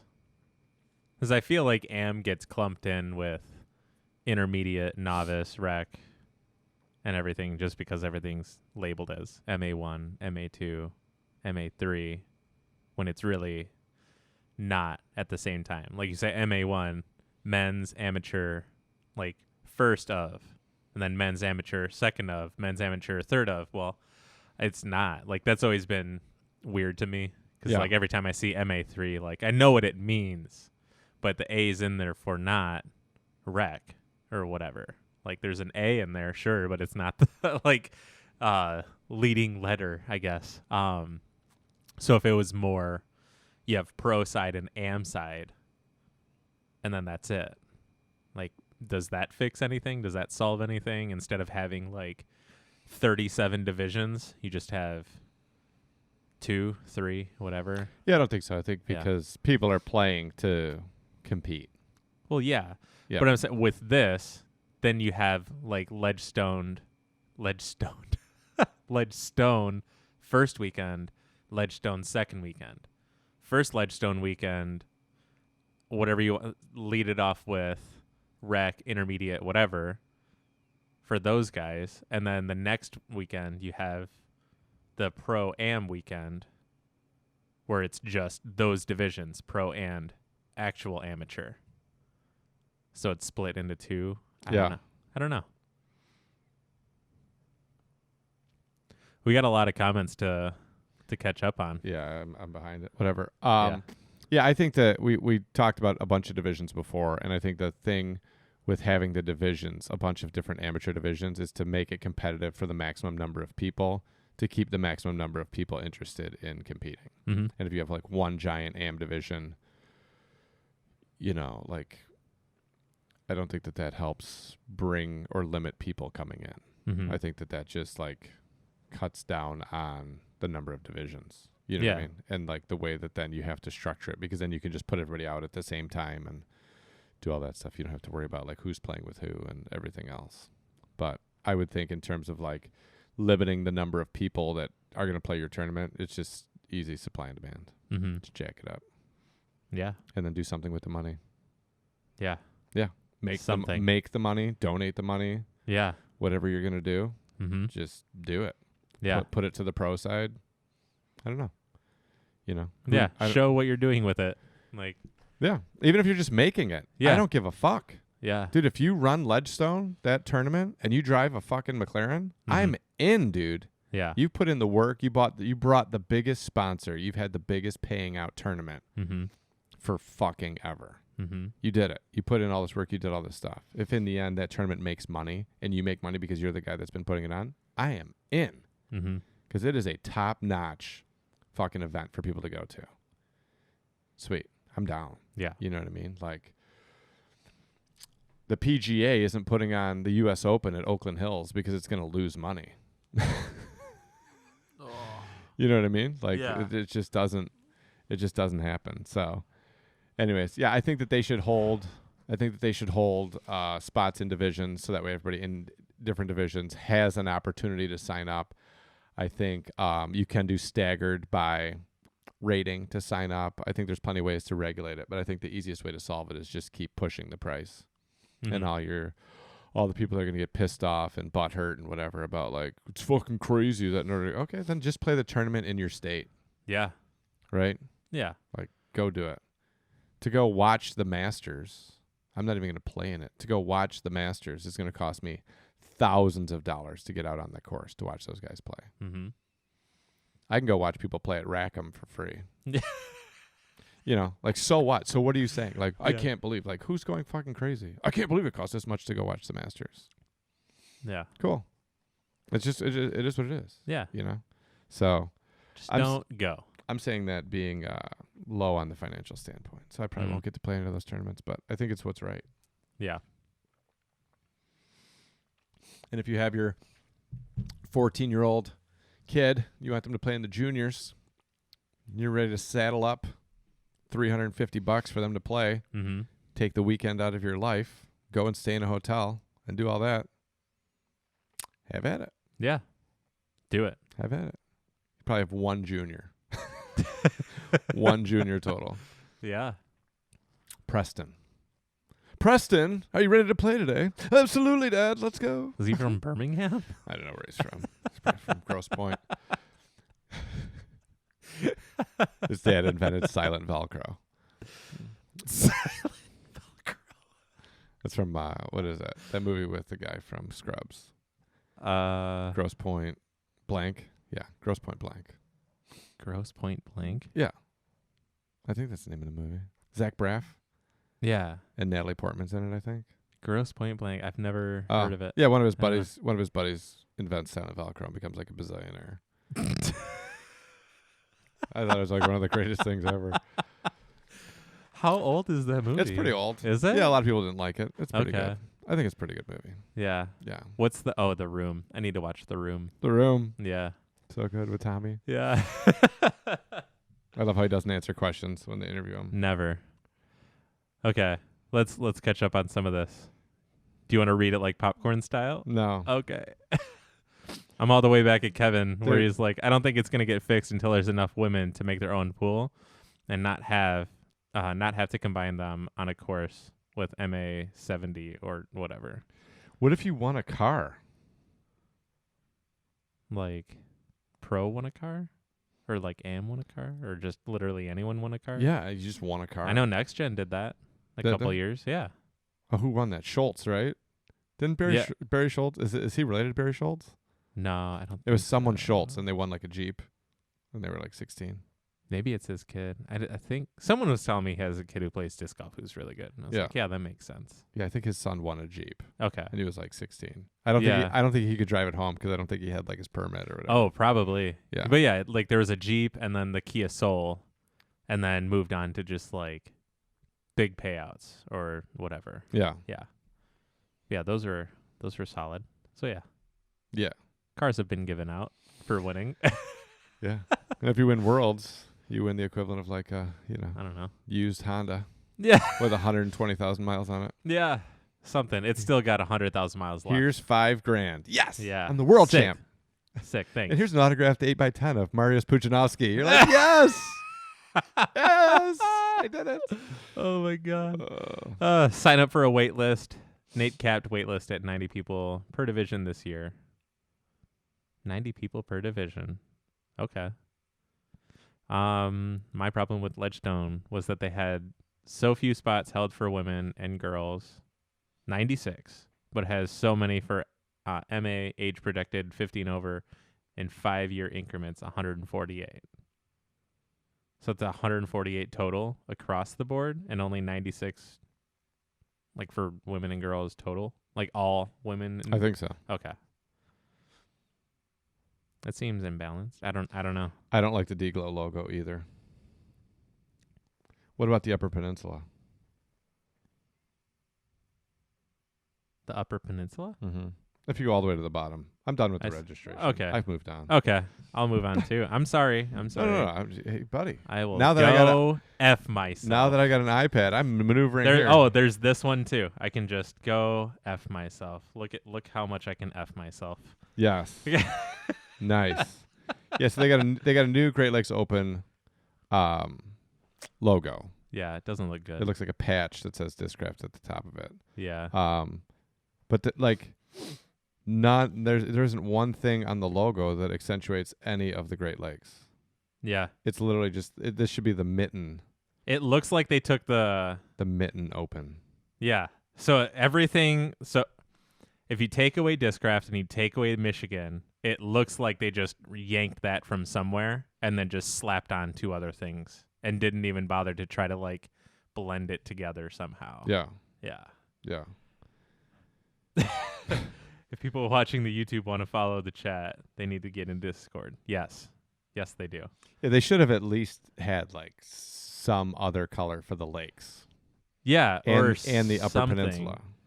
Like they could have easily put the words at the bottom put the mitten in that shield or whatever, and then around it the lakes or something. Like, they don't even have to be like, I don't know, to scale or whatever. Just like make it like there's lakes around Michigan, and it's the Great Lakes tournament. To not have some body of water in there, like one Great Lake. What if part of your player pack was like a little vial and it had like a little bit of water from the Great Lakes? Yeah, from like Lake Superior. Yeah. Like, well, they're all different ones. Yeah. Then you could trade them. Right. Collect all 5. Like the Lake Superior ones in the secondary market are like, blown out. Yeah, something I could have made in MS Paint. Yeah. Dude. It looks like something I could have made off of Google Images. I got some Crystal Flex Lake Superior. From my player pack. Is it a groove top? Because if it's not a groove top, I don't want it. It's got the Wonder Bread foil. Nice. That's pretty much, Does it have dinosaur pee in it? No. Dang. That's what it's I'm actually looking just for. Nestle water, but that's okay. There's the Ledgestone logo. Mm-hmm. I like that more than the Great Lakes one. Mm-hmm. It has a basket. It does. And it says Ledgestone right across it. All the way across it. Yeah. Like the most across it. Yes. All the way from one side, all the way to the other Yeah. side. Ledgestone. Oh, geez. So we got hit with some snow. I was kind of hoping I'd get to, I knew that I'd have to cancel down here because of life plans and everything. But I was thinking oh, cool, I can start to putt outside, whatever. Because it seemed like it was getting better. Yeah. And then I actually had to break out the lawnmower, the snow blower, and blow the snow the one day. Snow mower. The snow mower, because we got 9 inches that one night. Yeah, that was crazy. Yeah, it was such a pain in the ass. Yeah, I went out and I was shoveling while it was snowing. Yeah. Just so I didn't have to shovel all of it all at once. Yeah. I didn't know how much we were, we're not going to get all 9, 10, 11 inches or something. But I have, in our little shitty, where that tree is, and our lawn in the front that's, as big as that bathroom. Yeah.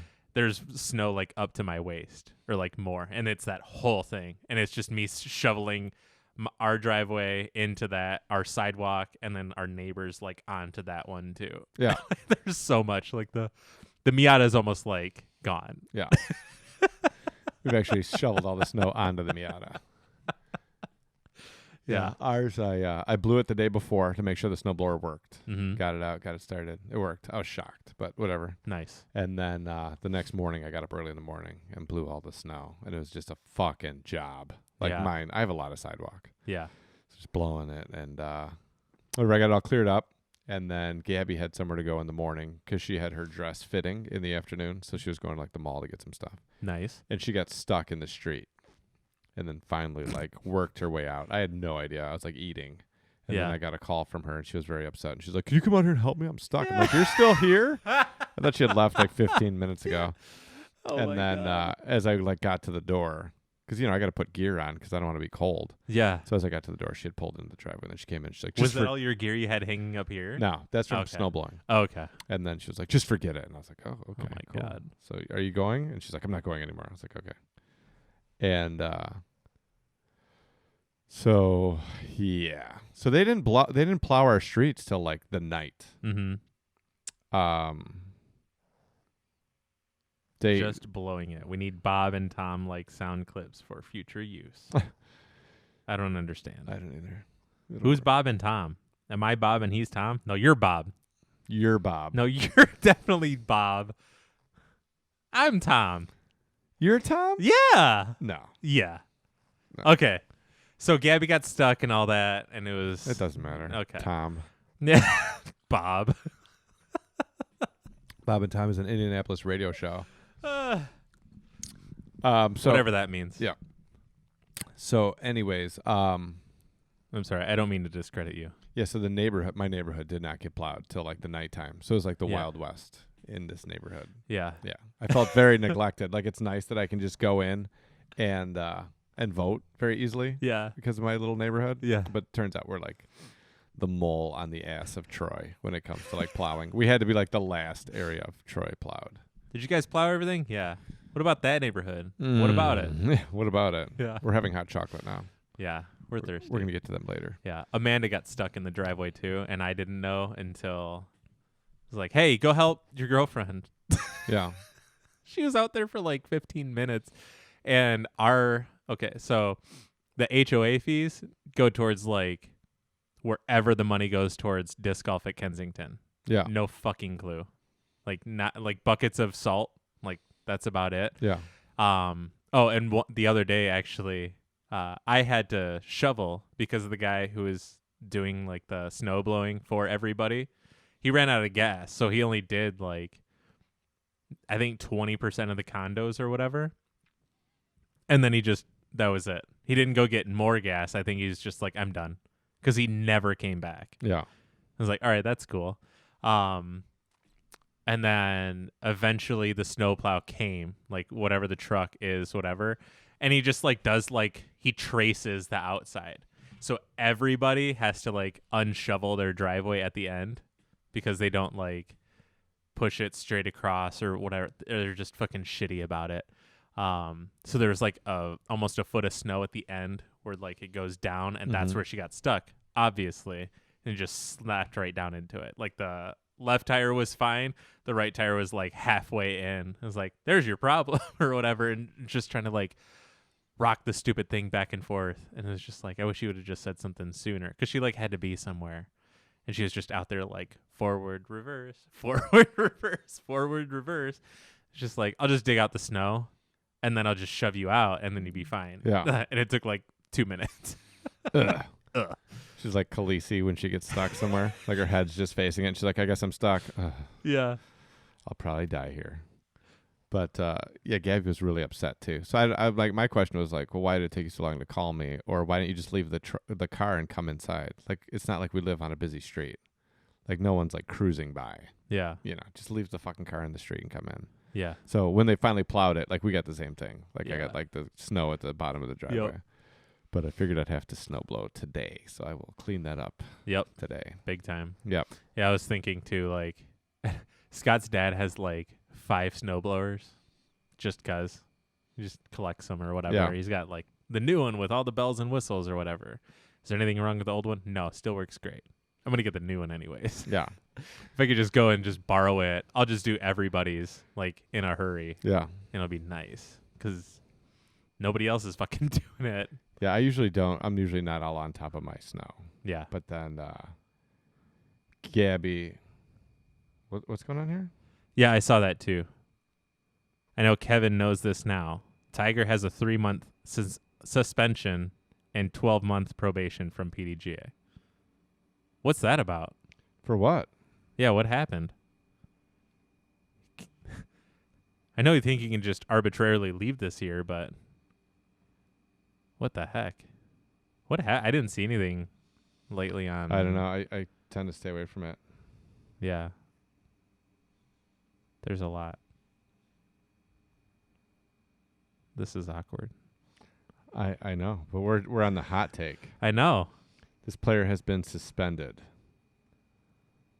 Please see the current disciplinary action for more information. Whoa. Shit just got rizzle. That's real if you're not from the streets. Ooh. That's wild. Mm-hmm. What happens when you click on the current disciplinary actions? I don't know. I'd click on it, but he just sent me a screenshot. It doesn't. I don't think it says, because when Stokely got suspended, everybody thought it was because he was going by his other persona. Do you remember? What's his other persona? It was like last year. It was last year or 2 years ago. He started playing Masters tournaments under a different name, and he'd wear like a Mexican wrestling mask. Mm-hmm. Do you remember this or no? I don't know this at all. I Really? don't think. Yes. He did this? Yeah. Really? So he went and like. But he wasn't being shitty about it. Like he was like, haha, funny or. But he had a different PDGA number. Yeah. Yeah, under a different name. Yeah. But he would wear like a mask? Yeah, like a Mexican wrestling mask. Yeah. But he's like 6'7" or whatever the Right. fuck. So everybody knows it's Scott Stokely. Like he's just trolling everybody? No, he was just like resurrecting whatever, and he thought it was funny. He used to be involved in pro wrestling. He's like a pro wrestling manager. There's 3 pages of PDGA disciplinary actions. Yeah. And they're not in alphabetical order. Yeah, I don't think it'll tell you. So, anyways, what he actually got suspended for was not paying the PDGA, the player fees for one of his tournaments or something. Mm-hmm. It had nothing to do with him playing under like a different persona or whatever. But when it went to his page being suspended, like there's no way that you could see that it was for like not paying the fees, and it wasn't for having a different PDGA number and playing with a Mexican wrestling mask. Yeah, I saw that too, Kevin. Yeah, so she's got a Class C offense. Redmond says so she did something that was outside of the rules of competition. Get caught like smoking weed or something? I don't know. Anyways, hot take. I mean, is it surprising? Are you surprised? What? Are you, Darren Harrison, surprised? Question mark. Yeah.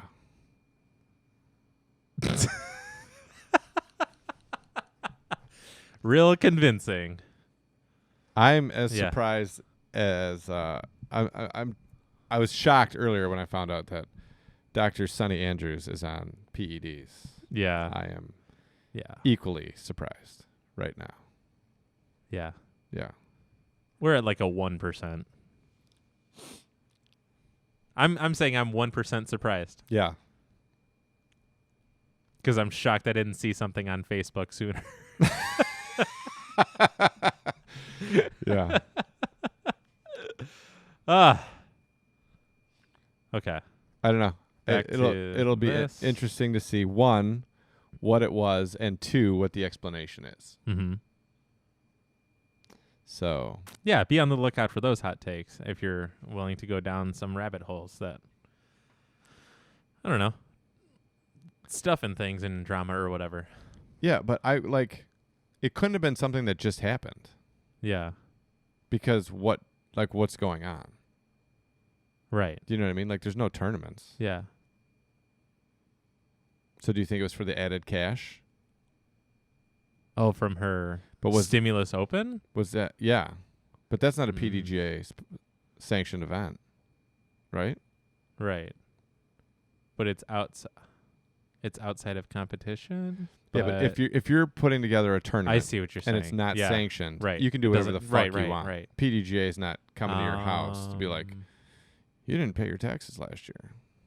I don't know. Okay, Redmond's doing some things. All right, you do what you got to do. We're gonna continue. Yeah. With some stuff and some things. I don't I keep getting tiny text. I know. He's just taking screenshots on his phone. It's okay. I don't. Yeah. Yeah, Rob, tell him. Please. Tell him. Thank you.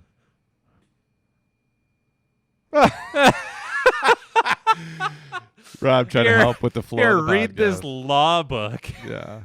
So anyway, perfect. Yeah, I would assume that it can't be from something this season of play. So I would assume that it'd be something from maybe it was like a working case on something, and then finally, that's what I'm thinking. Gotcha. Yeah. So I don't know if it's like, not like. Class C is basically stating that if there is a pattern of a player of being unsportsmanlike. That's incredibly paraphrased. Based on her calling out and complaining about the girl with BO, maybe? I don't know. Who knows? Oh, Will's in here. Holy shit. Yeah. He probably came in here a little bit ago and I didn't see it. Hey, buddy. The minute you get some hot takes. Yeah. Old hot take Go-Ringer comes cruising around. Oh, my God. Of course you love the drama.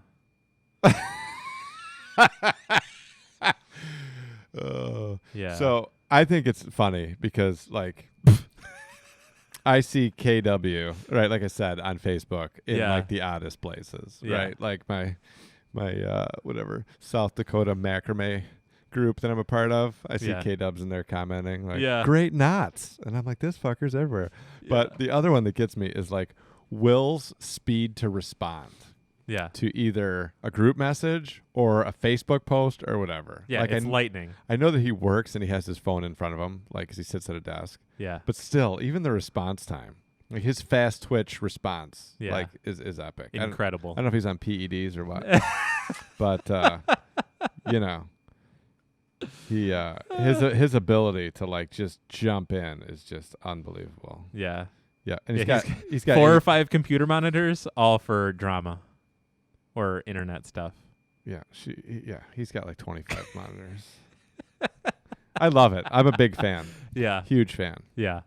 Huge fan. Nice. It's going to be huge. Yeah. It's So I was did I tell you? Yeah, I probably already told you. When I was driving to Boyne and fucking Bill Burr, I was listening to Bill Burr talk about his like travel stories with airplanes.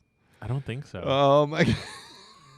Dude, I haven't laughed that hard in years. I was fucking dying. I was crying. Is this new? No, it's like he hates traveling on planes with the animals that travel. Okay. You know? And he was talking. It was like years ago, and he was talking about if like Trump actually like ran an airline and tried to go back to having like some kind of like high-end prestigious air experience. Mm-hmm. It's just the way that he went into it. He's like, have you seen these people that travel? They're animals. They're all animals. We're not going to have any animals on the plane. There aren't going to be any people in socks. Everyone's going to have shoes on. It's going to be amazing. And he just goes through this whole thing. And I was literally fucking dying. Because he always complains about, like, people traveling without shoes. Yeah. And, like, just a grown man with, like, his feet out. Like, you just don't need to see it. You know, whatever. It just kills me. It just fucking kills me. I kick my shoes off on the airplane all the time. Yeah, a lot of people do. Yeah. Yeah. Yeah. Unless my shoes are like my workout shoes that retain all the everything that's ever been a part of them ever. Yeah. Then I won't. See, for me, being a like normal male, I would think like when I'm out somewhere, even if I know you just got out of the shower and you just put on clean socks and you put them into clean shoes, yeah, and then we get somewhere and then you take your feet out of your shoes, I'm instantly like, ugh. Yeah. Yeah. Whatever. Yeah. Now, if you're a lady, it's different because they're little cute lady feet. Yeah. But when it's big like man toes, I'm just like, oh. Oh God! I'm gonna walk around in your house sockless from now on. Yeah, or not. Or I will. Yeah, that's gray listable, but it's gray. It's not black. But how many different ways can you end up on the gray list and still maintain the gray list? I don't know. I don't know. But we're gonna find out. I think walking around my house in bare feet as a man may be a Class C offense. Yeah, that's okay. But I can bounce back from it. Well. 3-month suspension, 12-month probation. Class C offenses. Class C offenses generally involve instances where intent is difficult to prove, but there is an articulable and provable pattern of misbehavior, harassment without physical threat, such as, but not limited to, discrimination on the basis of sex, race, or color, ethnic or national origin, sex, sexual orientation, gender identity, so on and yada yada. Okay. Religious belief or lack of religious beliefs or disability. Yeah. Unwanted sexual advances. I just want to read that with you. No. Racist, sexist, or prejudiced language or epithets. Okay. I've never heard that word before. Yep. Repeated failure to adhere to the rules of play without proof of intent to cheat and habitual violations of courtesy rules are among potential Class C offenses. Class C offenses carry a standard penalty of a 6-month suspension followed by a 3-month probation. Aggravating factors may lead the committee to consider penalties up to and including 12-month suspension with 6 months of probation. Mitigating factors may lead the committee to consider lesser penalties. Sick. So if it's wet outside when you come to my house, I prefer that you take your wet shoes off so you're not tracking wetness throughout my home because I do not wear shoes inside of my home when I'm relaxing. Oh. And then you can switch into your activity-specific shoes. So if we're going to throw into the net or work out or whatever, you're free to do that.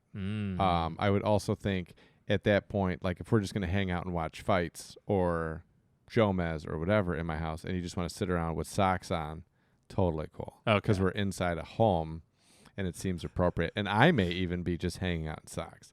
I'm thinking, though, when I'm out in public and I'm like at an airport in a confined space with people that I don't know, I'm like, ugh. All shoes are off, bro. I'll wear 2 pairs of shoes just to take them both off. So what is this? So on Discord, who's Jack? Jack is the bot that helps moderate stuff. Okay. So it's just a bot that... So Rob leveled up because every time you send a message, you get experience. So it basically is just showing how active people are or how much interaction they've had since their existence in that server. Yeah.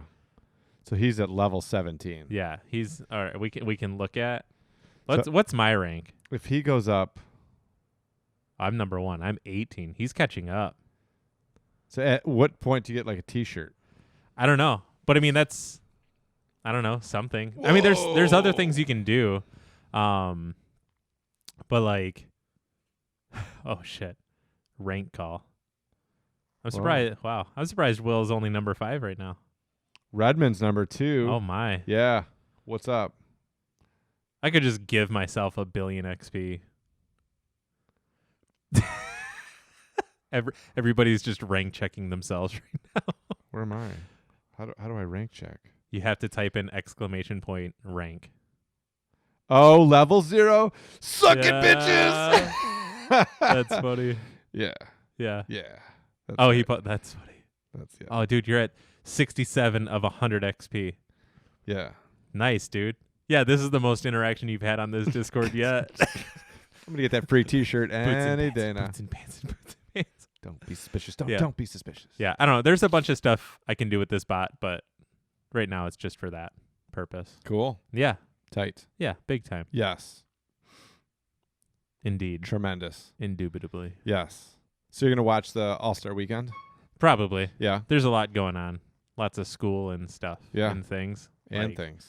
Yeah, big time. My one teacher, I did a bunch of catching up in my one class because I was able to kind of let that one slide because he just teaches it through making YouTube videos or repurposing old YouTube videos that he's made to teach previous classes that are from pre-2020. Yeah.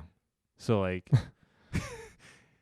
which I thought it like odd and funny or whatever. Because like I understand a couple where he's like using it as reference, but then it was like, here's what I'm going to teach you about this from this video from 2013 or something. Yeah.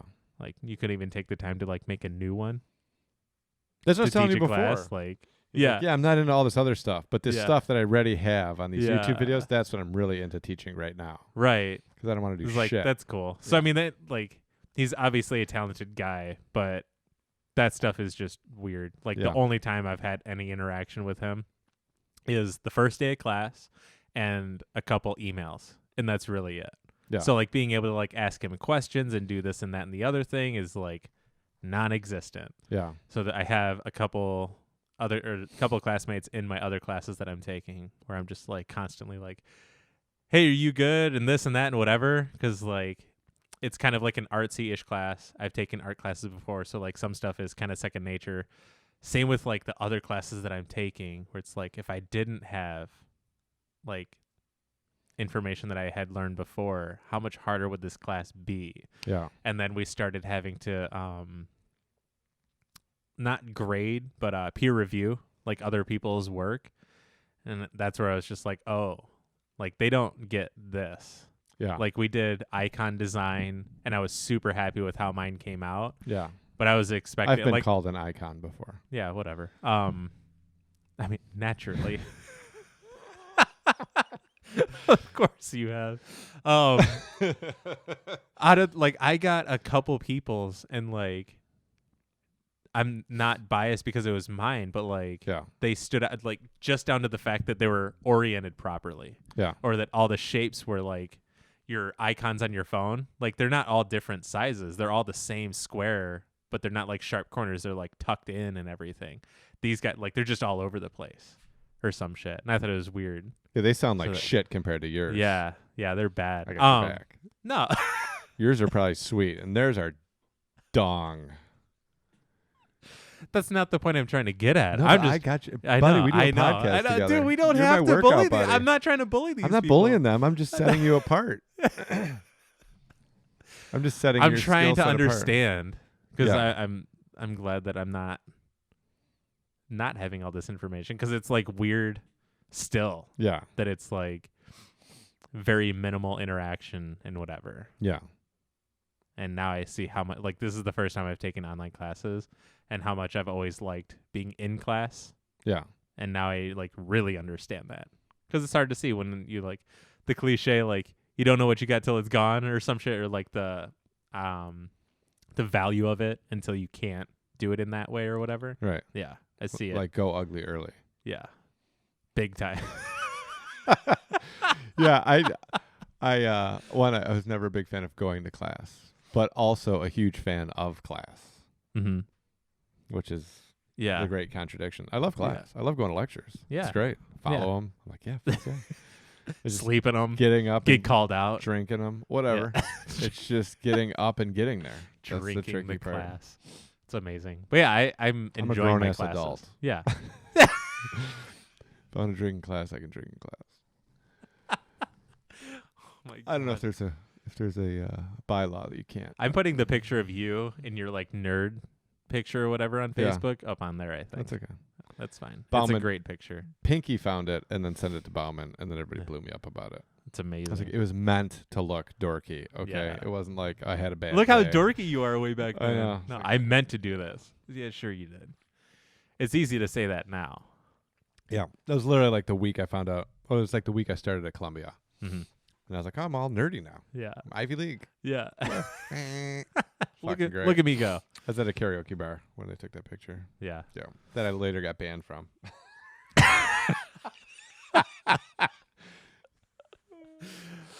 Oh, Nailed it. yep. And I picked up a porn star there. It's fucking hilarious. Did you? Yeah. Yeah. My karaoke in New York was very successful for me as a person Yeah. in my intergender interaction, even though I can't sing, because I just go up and work the mic, work the crowd. It was very Yeah. good. It worked very well for me. Then I came back to Michigan. Did you try stand up there? Yeah, I did stand up when I was Did in you? New York. Yeah. Okay. And then I came back to Michigan and did the same karaoke, and it was a F, straight F. Yeah. Fail. Big red one. Just sing the song. Ah! Nice haircut. I would get heckled. So I gave up on And it. you're like, But man, it- fuck those But guys. in New York, it worked very well. Yeah, this Yeah. girl come up to me, and she said her name, and I said, "Oh, that sounds like an adult video star name." Yeah. And she started laughing, and then turned to the guy next to her, and I said, "Why'd you respond like that?" She said, "Well, I am adult actress or whatever, Yeah. porn star." What was the name? I'm not You're gonna. not gonna say it? No, I'm not gonna Okay. say it. She said, "I am a porn star. Yeah. That is my porn star name." I said, "Ha, nailed it." Was it Rocco? No. Oh, She was like, okay. "We should go out sometime." I was like, "Yeah, okay." And then afterward, I was like, "I don't know about that. I don't No? I don't know if I could do it. I No? don't know." Yeah. And you didn't.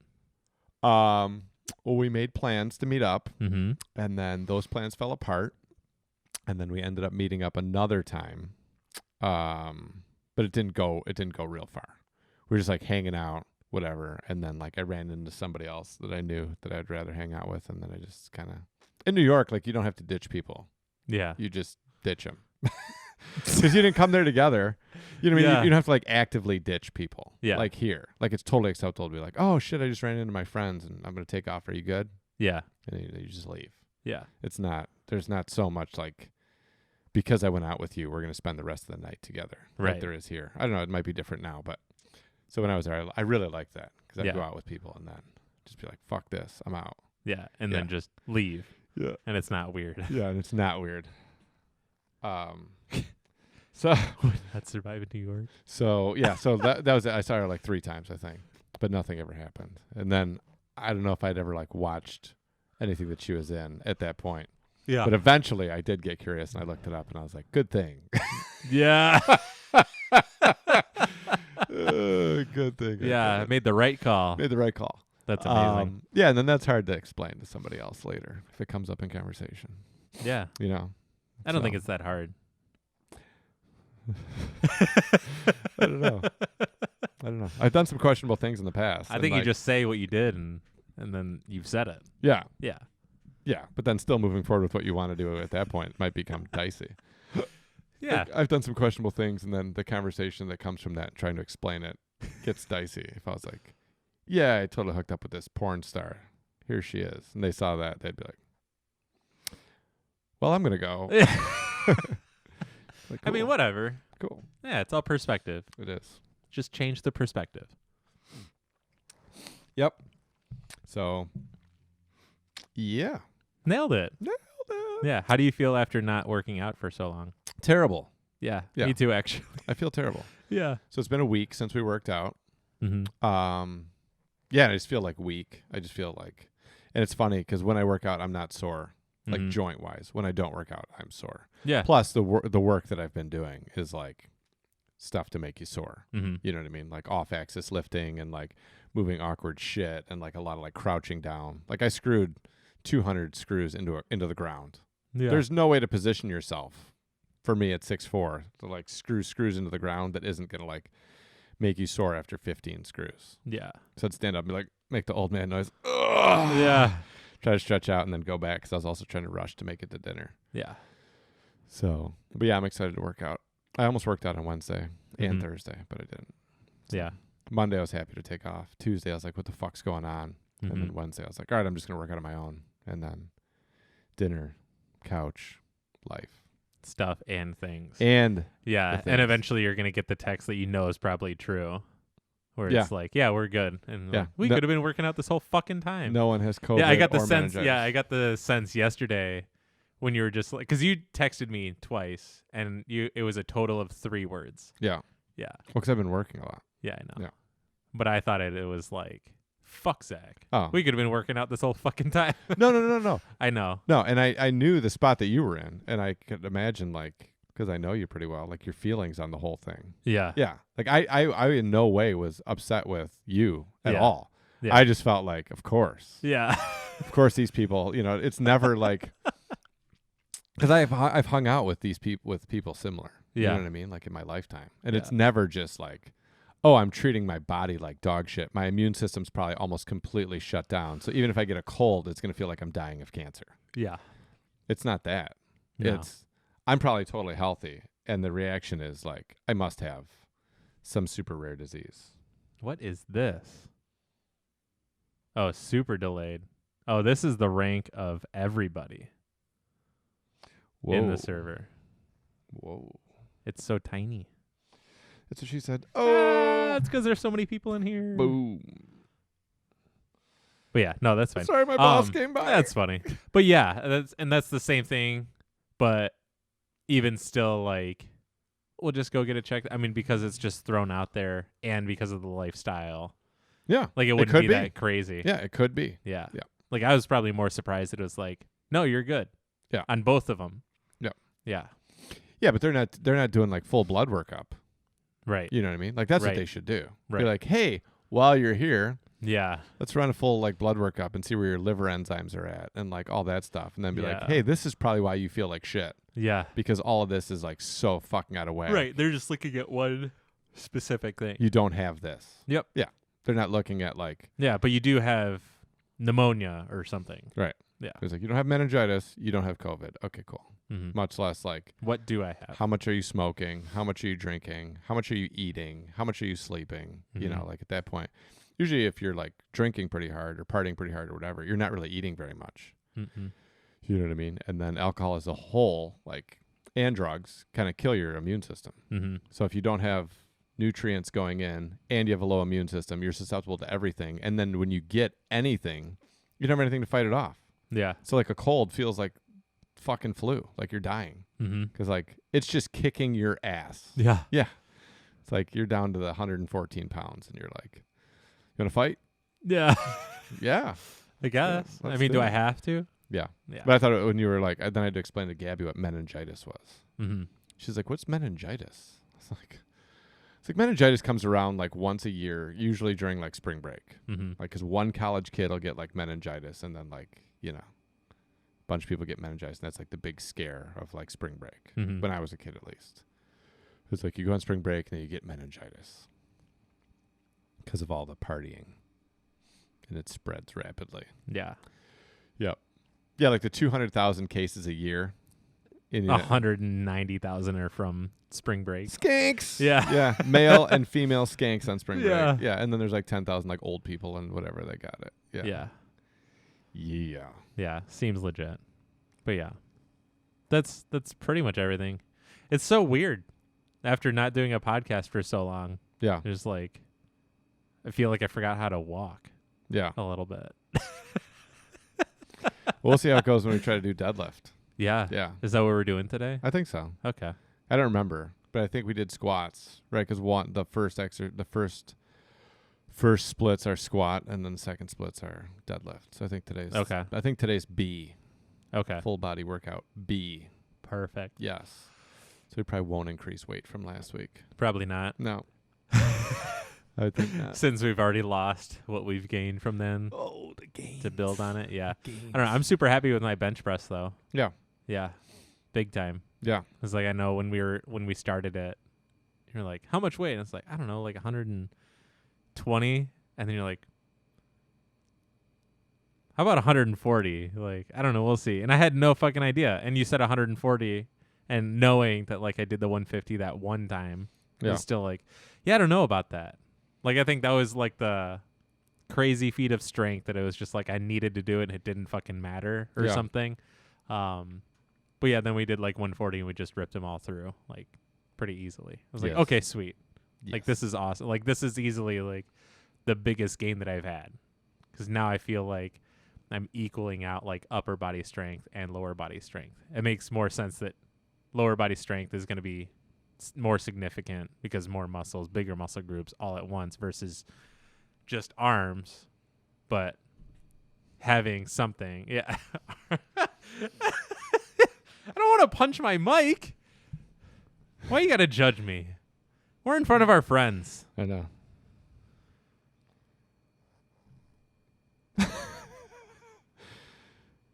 It's good to see. I think that we're at an hour and 46 minutes. I think that your bench is good. And you haven't peed yet. I know. That's crazy. I've been practicing.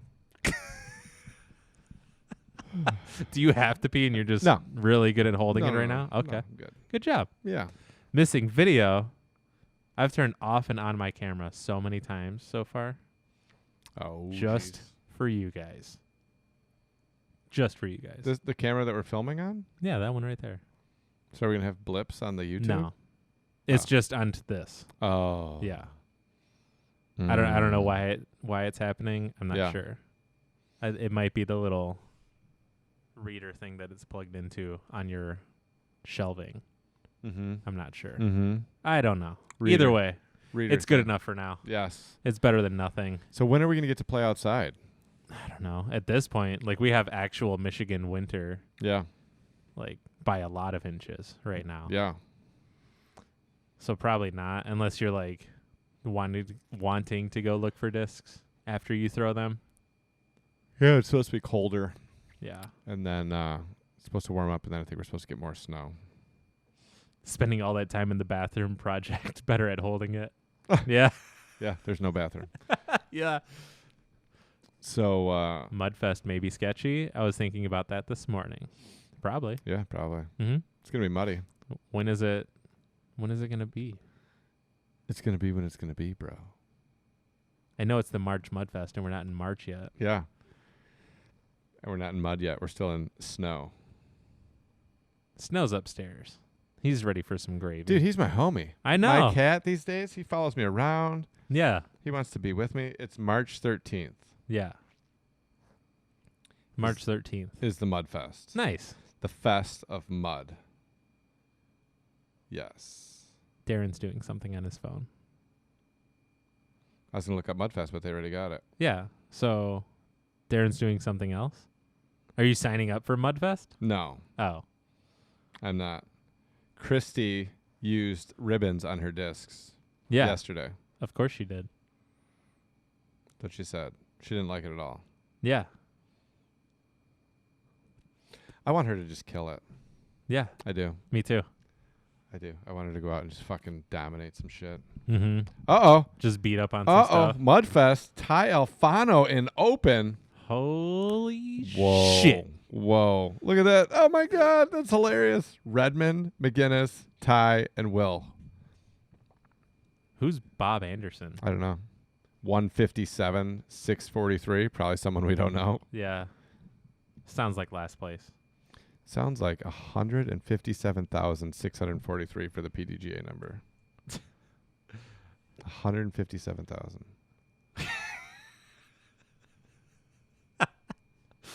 I love those. They remind me of just Coach Greg.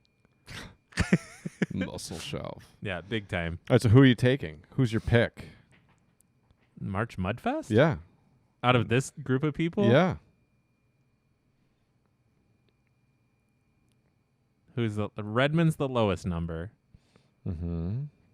And Bob's the highest number. Mm-hmm. Bob's out. Bob's out. Bob is out. Dark Horse Bob Anderson? No. No. I think it would go between Will, obviously, and Bob Ty Anderson Alfano. doesn't have a rating. Oh. Do you think Bob Anderson is the alter ego of somebody else? What did he get there and it's Ziggy? wearing a Mexican wrestling mask. Oh, my God. I don't know if he could fit into it. I don't know, because it is Ty's home course. He is the highest rated. He is. He's from Port Huron, Bob.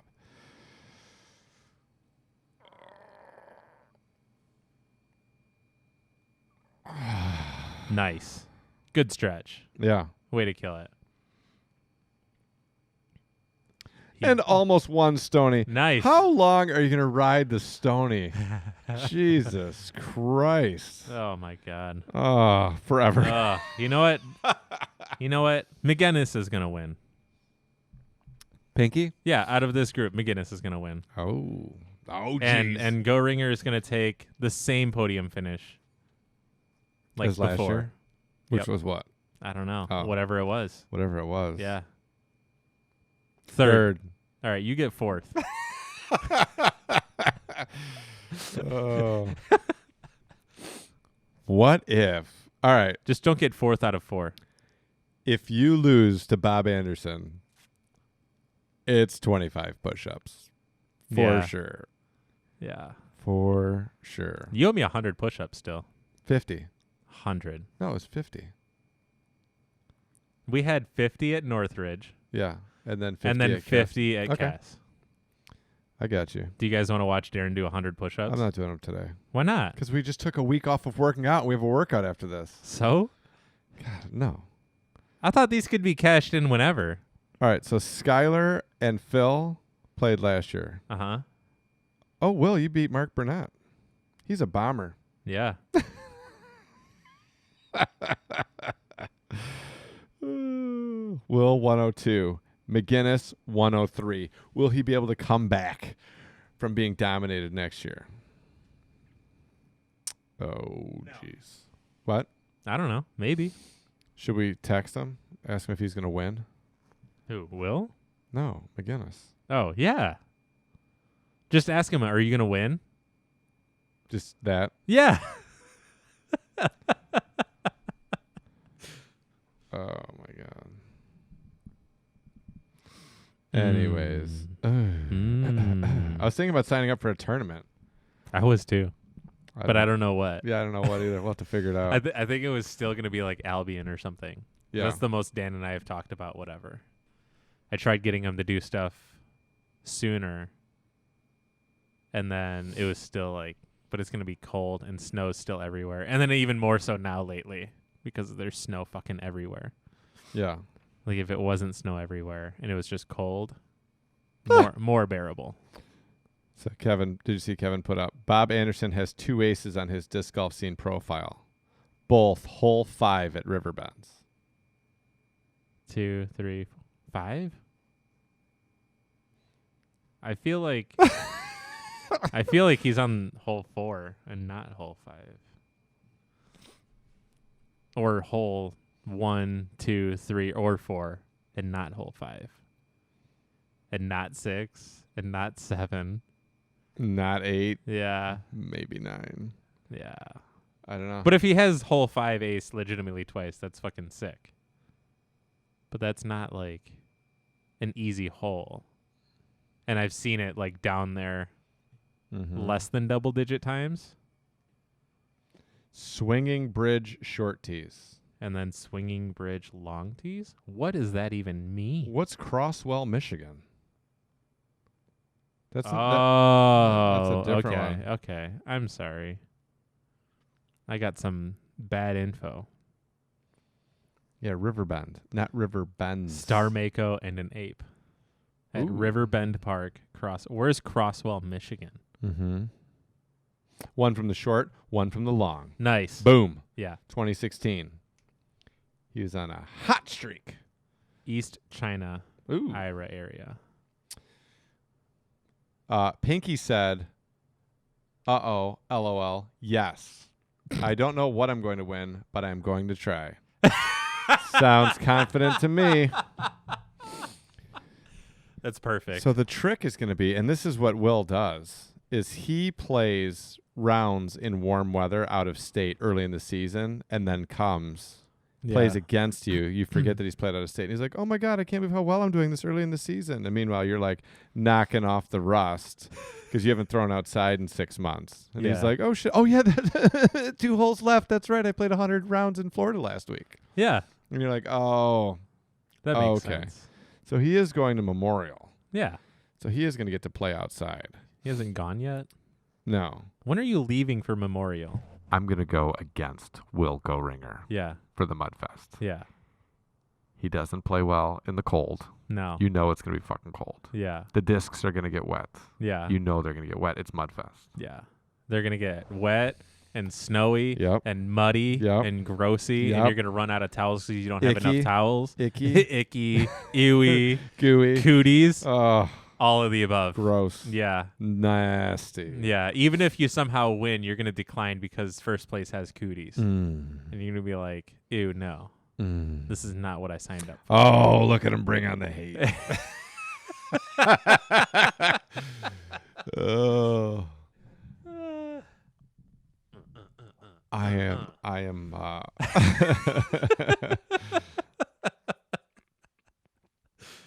Oh my God. Jesus. So our bet active this year. I wonder, what's the bet? What do you guys betting? What's going on? There's something else I was gonna say too. I don't remember. Fuck. Are we betting this year? What are we betting? I don't know. What do you want to bet? Rating? We play too many different events. Oh. Pinky wants to know what I'm asking about now. If he was in Discord, he would know. Yeah, he's at work. So? You think that stops Rob and or Will and or Kevin? Allegedly. From allegedly being involved. And Kevin, allegedly? Allegedly. Yeah. How come Rob's name is black? Oh, because he's MVP, because he's done a bunch of stuff. And I was like, what color do you want your specific role to be? And he was like, I don't know, black. Wow. Because he's done a lot. Yeah. So I was like, here. I'll change your name you've color. Arbitrarily earned a moderator role. Yeah. And then he attacked his power. He attacked with his power. Yeah. He went power hungry. Yeah. There he is. Yeah, power. Oh, my God. Oh, shit. Rob, did you know if you do the control / and then you use your arrow keys, you can do like Discord DDR? Okay. Let's stop. I'm just letting them know. Good. Yeah. Well, anyone can do it, not just Rob. When is Albion? Albion? I don't remember. Okay. It's Angry Squirrel, I think it is. Yeah. Or some shit. I don't know. Yeah. Same course. Yeah. Liberty Park. Yeah. In the middle of Albion. Yeah. Whatever that is. Like they have like a Subway, they have a gas station. Everybody has a Subway. They have a road. Whoa. A couple houses. Whoa. But then they have this really cool disc golf course in the middle of all this. Yes. All this. Yes. Yeah. Mm. And then they have Albion Beach, which is probably my favorite part of that course. Yeah. It's pretty good. Yeah, it's terrible. Yeah. I've never seen anyone on Albion Beach Who was outside of disc golf. Who was the hype man? Do you remember when we went? The hype man? Yeah. At Albion? Remember we went and the pro, who won that? Who won the tournament when we went? Do you remember?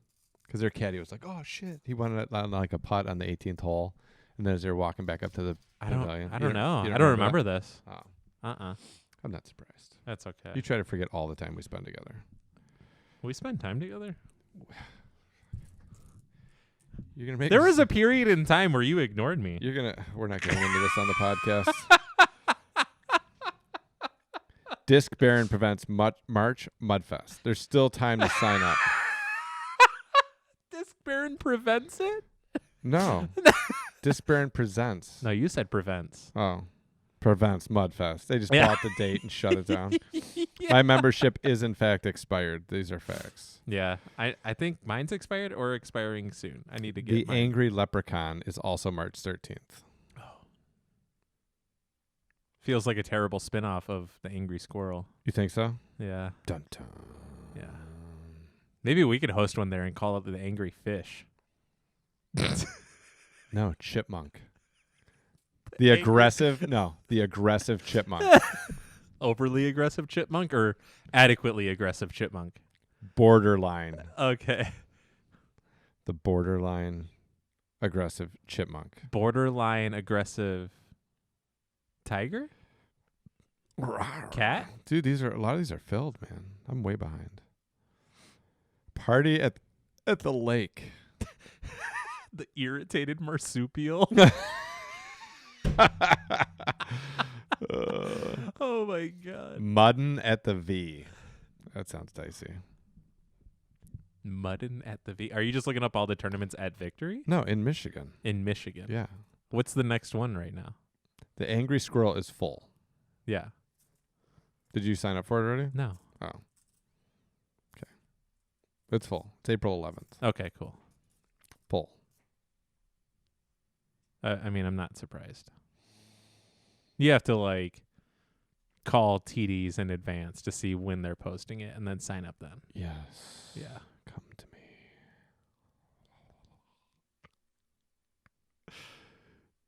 So Discraft. What are you doing? Discraft and WC Glow prevents the Wolfpack Disc Open. They're preventing stuff too? They're presenting. Oh, okay.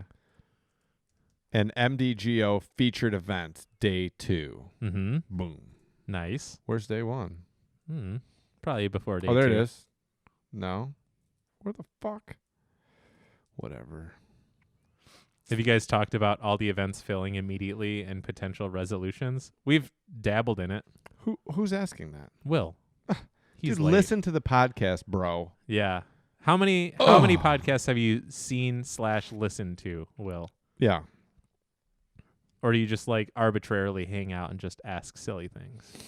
All right. So You don't listen to many podcasts. Yeah. Yeah, but you're listening to one right now. Good.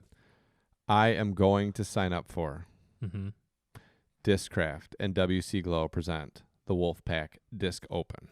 Where's that at? It is at Albion. Washtenaw. Washtenaw is Independence Lake. nice. Whitmore Lake, bitches. Oh. Yeah. I'm going to sign up for that too, and I'm going to take your money. TD is going to be Frawley and Sprow, and it's going to be the day after my birthday. Oh, yeah. Shit.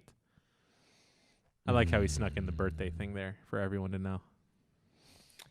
Well, that's what I'm going to play. Yeah. So I'm going to go out there, a fresh, crisp 43. Nice. And I'm going to address all the haters. all the haters that are out there. Say I'm too old. They say I don't have it anymore. They say I can't do it. It's getting wild. Yeah. I'm going to take them down. I'm going to take them down off the tee pad. I'm going to hit my fucking putts. Backhand, forehand, turnover, hyzer. Wait, you're gonna putt all those different ways? All of them. Scoobers. I'm not gonna do a scoobers. I'm gonna make sure that my arm doesn't fall behind my body. Yeah. I'm gonna do it all. X step. No one gives a shit about people advancing levels on this. What about me advancing levels? Why do you the haters? Why do you hate me, Jack the Bot? Jack the Bot is my newest hater. Oh my god. Wait, what? Oh my god. I'm gonna bring it. It's gonna be nuts.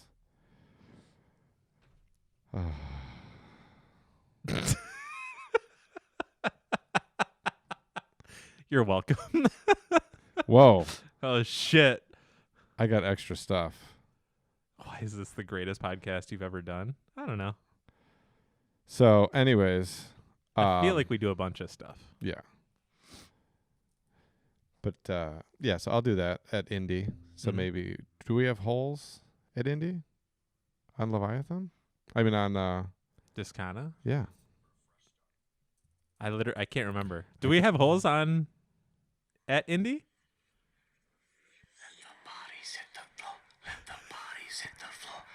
May 2nd. May 2nd. Yeah. This is for all the haters. I'm coming for you.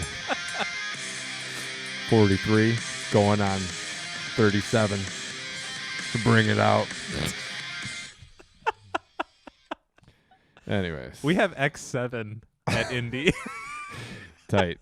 Oh, yeah, that's right. Yeah, I don't know how we forgot it. Yeah. That it has such a storied background. I know. With its new T-pad. Yeah. So biggest story is doubles with Dan. Yep. So I am going to I'm gonna have to play some indie then. Get it together. Remember I had that chain out? Mm-hmm. You were playing with me, weren't you? Yeah. Yeah. Sure. What? No, you weren't playing with me. Yeah, you were playing with me, weren't you? When I threw the putter, I threw my fierce at the one on the picnic table. Yeah. I just slammed dead center chains and then fell out. Yeah. It was sick. Yeah. Yeah. Whether it stuck or not, it was crazy. I'm like flip the table. Christ.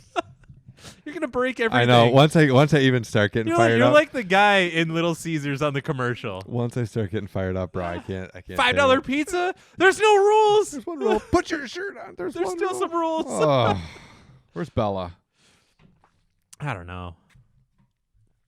She's still working at Subway. I think it's funny. So they have like, I'm on the TikTok. Yeah. I'm on the Instagram. I'm on the gram. Mm-hmm. Nice. You know? Yeah. You know how it is. How many other ways can you say it? I'm on the talk. Yeah. Anyways. I love TikTok. So when I'm on the TikTok, and I think I'm just gonna do the podcast like this from now on. Like I'm doing an after fight kind of interview. So, anyways, do you want to switch headset? I can give you like the mouthpiece that comes off. I don't want the too. mouthpiece. Oh, okay. I like holding the mic. But you can have like both. So, anyways, I'm watching. There he is. I'm watching the talk, and because Gabby watches the talk, so then during commercials we'll watch TikTok together. But they have these things of like where it's like you can't unplug it. Stop it. Where they're like, show me, tell me you date a black guy without telling me you date a black guy. Yeah. And then they'll like show a video of some shit, and you're like, oh, they date a black guy. Yeah. So I'm thinking of I was taking a shit yesterday, and I was thinking like, show me you disc golf without telling me you disc golf. And I was thinking like Subway. Yeah. Like just like video clips of you going to Subway like every fucking day, like 100 video like clips. Yeah. Welcome to Subway. Welcome to Subway. Welcome to Subway. Welcome to Subway. Like he must disc golf. That'd be great. Yeah. If every interaction was filmed, like where we went to lunch. Yeah. Throughout the whole season. You splice them together. And then you just smush them together for like a 45-second video. Yeah. Yep. The other one I was gonna do is just like my little garbage can with all the Monster Juniors in it. Wait, say that again. My other one of showing you that I disc golf without telling you that I disc golf. Yeah. Was gonna be my little garbage can of Monster Juniors. There's like 12 Monster Juniors in there. Yeah. But only like so many people would understand that one. Those are the only people I'm looking to talk to. That's fine. I don't want to talk to the other people. Yeah. They're a bunch of haters anyways. You know that they're the haters. Yeah. So, yeah. I was also thinking about some videos for my real estate involving disc golf. I went and met with my broker, and he's like, well, you could do some disc golf videos that would, like, relate to real estate. Mm-hmm. And I was like, yeah, I think about it all the time. I just don't do it. Yeah. He's like, yeah. And then he was like, his ideas were really funny because he doesn't know disc golf. So it was, like, really funny. But I was thinking, like, near nudity. Is there baby oil involved? Yes. Yeah. I mean, obviously. Yeah. So I'm going to come up with some good ideas. Yeah. What was his good idea? What was his best one? Oh, he never came up with like a cohesive idea. Oh, but he was like, you could be like doing this and then like, I don't know, whatever. What's doing this? Like looking for a disc and then you find a house or something. Like, I was trying to find my fierce that I left here, but all of a sudden, what color was it? it? Brick. Yeah. Here it is, and it's a house. I thought that's what I came up with. He was saying look for a disc. I was like, no. What if you made it like you were looking for a disc, but you were actually looking for a house? Yeah. So I'm like wandering around in the weeds, like trying to help someone, and they're like standing back over there. And I was like, what color is it again? And they're like brick. And then I turn and there's like a brick house right there. I'm like, I found it. And they're like, yay. That'd be great. I thought that one was good. Yeah. That was the idea that I came up with. And then, yeah. Throwing into the dude's backyard on hole 6 at Firefighters and seeing a for sale sign. More like seeing the barrels of a shotgun. Yeah. Guy's a psycho. Yeah. Yeah. There's one guy that's over there on the corner, the guy that has like the huge canopy, that huge umbrella and the pool and the dogs that bark all the time and all that stuff. Yeah. Kids. And those kids have like every fucking thing you could ever want. Yep. They had the giant umbrella, and I went over there to ask the guy. Did I ever tell you this? Uh-uh. We had taken bets on how much the umbrella costs. No. It's a giant fucking umbrella. Yeah. So I was like, well, I'll just go over and ask him. So I go over there to ask him, and the guy couldn't have been more annoyed that I came over to ask him because his dogs barked the entire time. Yeah. I was like, excuse me. And he was like, ugh. And I was like, I'm remodeling my house, and I'm putting like lawn furniture together, and I really like the umbrella. Where did you get it, and how much was it? Yeah. So he was like, you got it at English Gardens. So right when he said he got it at English Gardens, I was like, it's going to be pretty expensive. Mm-hmm. And then he said it was like $1,300 for the umbrella. Yeah. He's like, but this is the only one that can go at like 45 degrees in like 2 different directions or something. He's like, so that way it'll always block the sun. Gotcha. I was like, cool. And then he was kind of like, can you go away now so my dogs will stop barking? Yeah. He didn't say that, but that was definitely like the got a strong vibe. yeah, strong vibe of like, all right, bro, just go away. Yeah. Yeah. Please. Yeah. So who won the bet? Who guessed what? I don't think anybody was even fucking close. What'd you think? Because I think the high end was like $600. Okay. Yeah. I was thinking like $600. Yeah. I think right when he said I got it at English Gardens, I knew we were all out of it. Yeah, we were all out of the mix. Really? Yeah. I didn't know English Gardens was like that. Oh yeah. Okay. Oh yeah. You can go get like the concrete gnome Mm-hmm. at like Meijer for like $14 or something. Yeah. You go to English Gardens and it's like $43.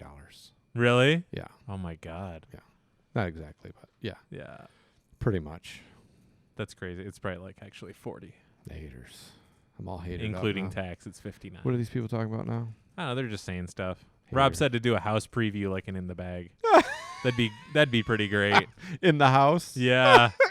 Yeah. Here's another in the house video. So for my foyer, I have this foyer. I like it because it receives me as I come into the house.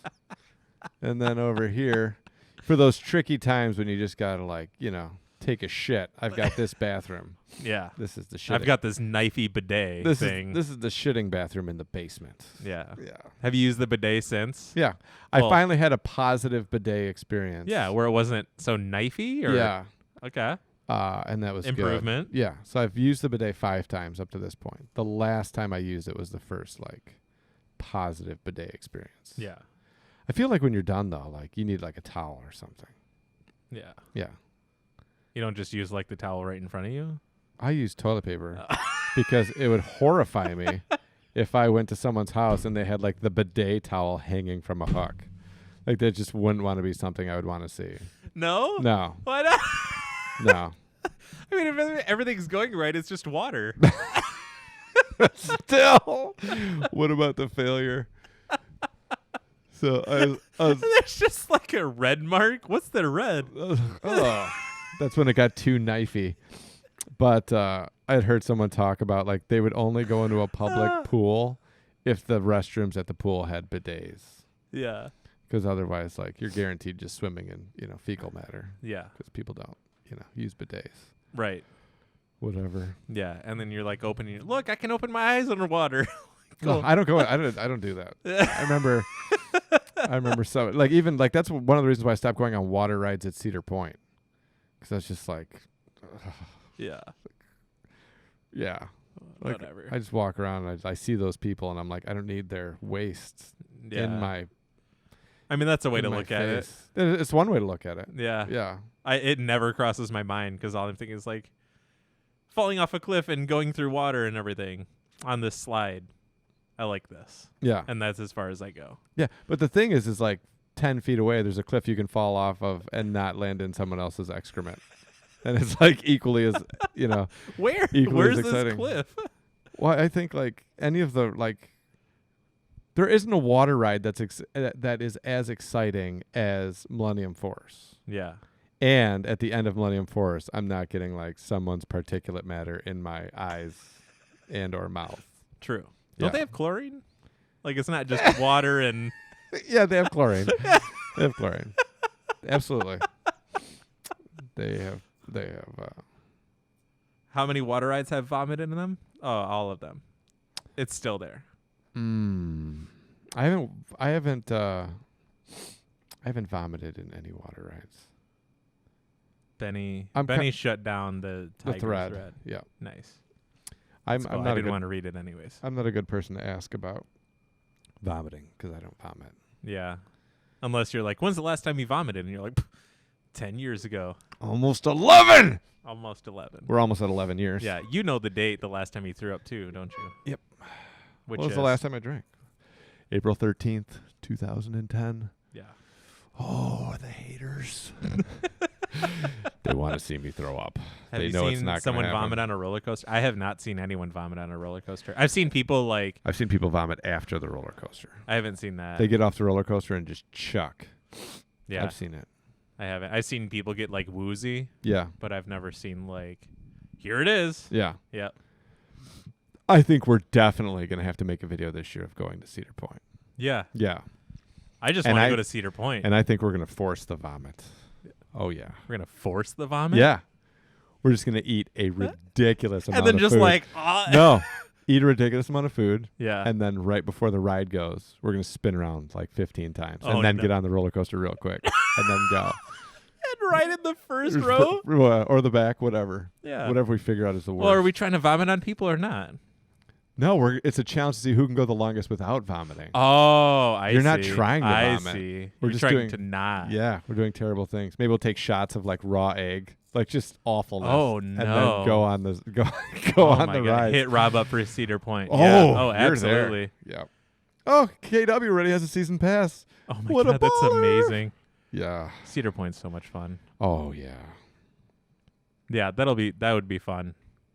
That would be real fun. Oh yeah.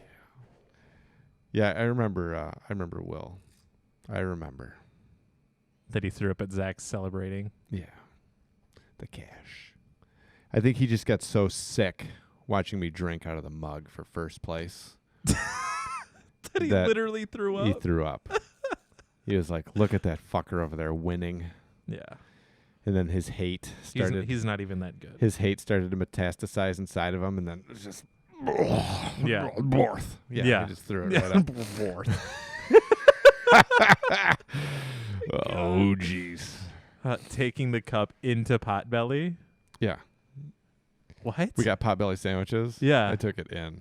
And then I poured my vitamin water into the cup. And I drank out of it at Potbelly. Oh, my God. Potbelly is so good. Potbelly is so good. It's just not big enough. Maybe I'll get it today. It's good. I don't know. But they need more. Yeah. Like there's a Ventimiglia's like right by me. Ooh. Yeah. Ventimiglia's is amazing. Yeah. Yeah. Maybe I'll do that today. Are there more than one Ventimiglia's? I don't know. I was just thinking that after I said it. Because I remembered as I said it that Sandy brought it over. Yeah. And I was like, I think that's the only one. Okay, I'll read it. Last time I vomited was the day I had to fly back from New Orleans with a hangover and food poisoning. 11 times that. That's terrible. When was that? When was that? What year? What's the day? Oh, 2017. Wow. Yeah. The last time I had food poisoning was some Chinese food. And I was like... That's racist to say it like definitely ill. Yeah. I was very ill. Yeah. Well, a lot of my food poisoning stories come from me getting Chinese food. Yeah. So it's of course, from Chinese food because I've had food poisoning from them previously. And you could say previously a number of times. Previously eating Chinese food. Yeah. It was terrible. Yeah. Are you okay? Yeah. I could just take that boom arm home now, can't I? I don't do the Chinese food situation. No? No. You don't like Chinese? No. It's not that I don't like it. I just don't. I hate it. I don't like food poisoning. Okay. That's racist. No, those two things don't even have to be related. I don't like food poisoning, and I don't eat Chinese food. One, Chinese food, I'm hungry shortly after I eat it, even though I eat a ton of food. So you get hungry because your body wants nutrients, not because your body wants calories. Yeah. That's why giant people that just eat shit are always hungry. Yeah. Because even though they're just consuming calories nonstop, they're not consuming any nutrients, and then they're always hungry. Yeah. So when I eat Chinese food and I take it to Pound Town, and then like 20 minutes later I'm starving again, leads me to believe that there's no nutrients in the food. So then I just don't want to eat it. Yeah. Look at Kevin's. Last time I vomited was 2008 Worlds, all over the hotel bathroom, rooming with Mark Cruz. What? He tells a very exaggerated story about it. 2008? Okay, so what induced this vomiting, and how all over the bathroom was it? Like, did everything have like soot on it?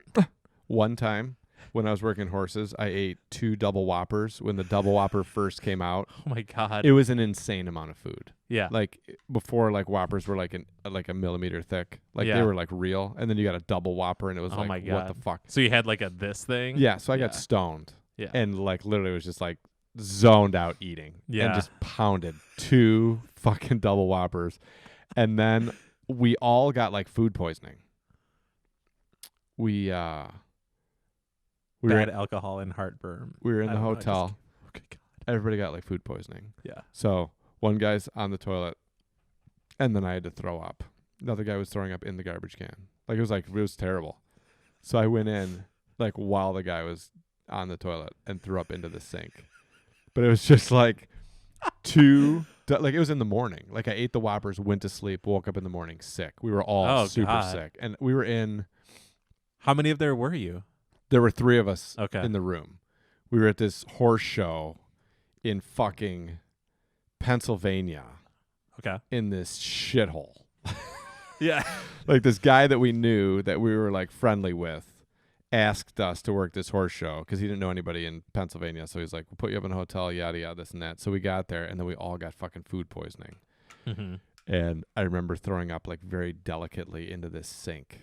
Just like quietly, because it was like 6 a.m. We like woke up. Yeah, I was like feeding a baby bird, and I just filled the sink with ground beef. It was like the bread had kind of broken down, but it was just like straight ground beef, and I just filled the sink with it. And then we left, went to work, and then while we were at work, we got there and we told him, we're like, dude, we're sick. We're like sick. Like all of us are sick. And he was like, well, you guys partied too hard last night. I was like, no, dude, we didn't. Like we smoked some weed and ate a bunch of food. Yeah. Total like low key night, like, and we all have like food poisoning or whatever. And he's like, no, blah blah. So we worked the day. I was sick as shit.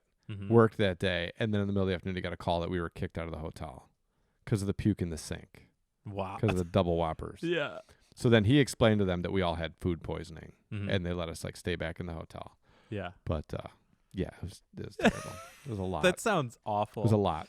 Yeah. The last 2 times I had Burger King, like turned me off of Burger King entirely, just because like I wanted something, and I needed something like fast, and Burger King happened to be right there. Yeah. And then I was just like, I'll get a fucking Whopper meal or whatever, and I just like I only eat the burger and I have like some of the drink, some of the fries, because like I don't eat as much of the fries in fast foods like I used to, but the burger was just terrible both times. Yeah. Like it was like left on the countertop for, I don't know, the last 15 minutes or some shit. So it's not even like, it's kind of warm, but not really. Yeah. It's not very good.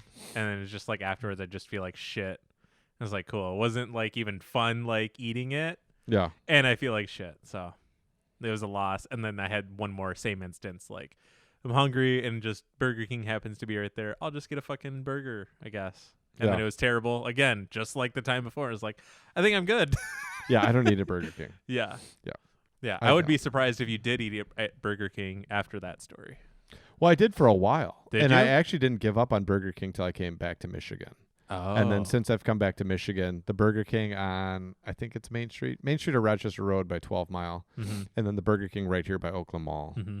Every time I go, I'm just so disappointed. Yeah. So finally, like, I kind of lost it on them in the drive-thru window at the Burger King right here. Really? Yeah. And then I was just like, I'm done. What'd you do? Like, you just drove there just to like bitch so at 'em? I went to the Burger King on, it's either Main Street or Rochester Road and 12 Mile. Yeah. And I got 2 original chicken sandwiches with cheese. Mm-hmm. The buns were so stale. They were so stale. Like they were just like so dry and stiff and everything. And I was just like, oh, and it's not cheap. Like, and the chicken patty over time has gotten so thin. Mm-hmm. And I was just like, this is awful. Yeah. So then I went, it was like the next week or something, because I still had a taste for the chicken sandwich. Mm-hmm. So I went to the Burger King over here by Oakland Mall. And when I got it, it was the same thing. Yeah. So I checked it this time, because last time I was like, fuck that. So I got it and I was like, no. Yeah. I was like at the window. I'm like, no. He's like, what? I'm like, dude, this bun is so fucking. Is that why you check the food at the window like every time or whatever? Yeah. Yeah. And I was like, dude, this bun is so fucking stale. Like, I'm not going to be able to even get it on board. Like, this is crazy. Yeah. Like, how can you even serve this? And I was like, dude, I'm just fucking done with Burger King. Yeah. So they gave me 2 new ones and I ate them. And I was like, I'm done. I don't think I've ever gone to Burger King since. But, yeah. Nice. Now I'm one of the haters. Yeah. For BK. Yeah, fuck the 'em. BK Lounge. Yeah, fuck them. I can't hear you, BK Broiler. Bad alcohol, heartburn, just kidding. He tells me how I forced the hotel maid to get on her knees to clean the bathroom. Whoa. Can we make this podcast go all day? I don't know. Maybe eventually. That'd be cool. I think last time that Brandon ever threw up was last year, actually. Like, May had me worried because I looked up the symptoms for COVID. It came on so fast and felt like such crap all day. Food poisoning. BK is exactly what did me in. Dude. I stick to certain fast food now. A handful of bad experience from BK and McDonald's. Yeah, I've been I had McDonald's for the first time in a while, like 2 days ago. Yeah. And I'll do felt McNuggets. bad, but like, yeah. That's it. Yeah, that's what I got.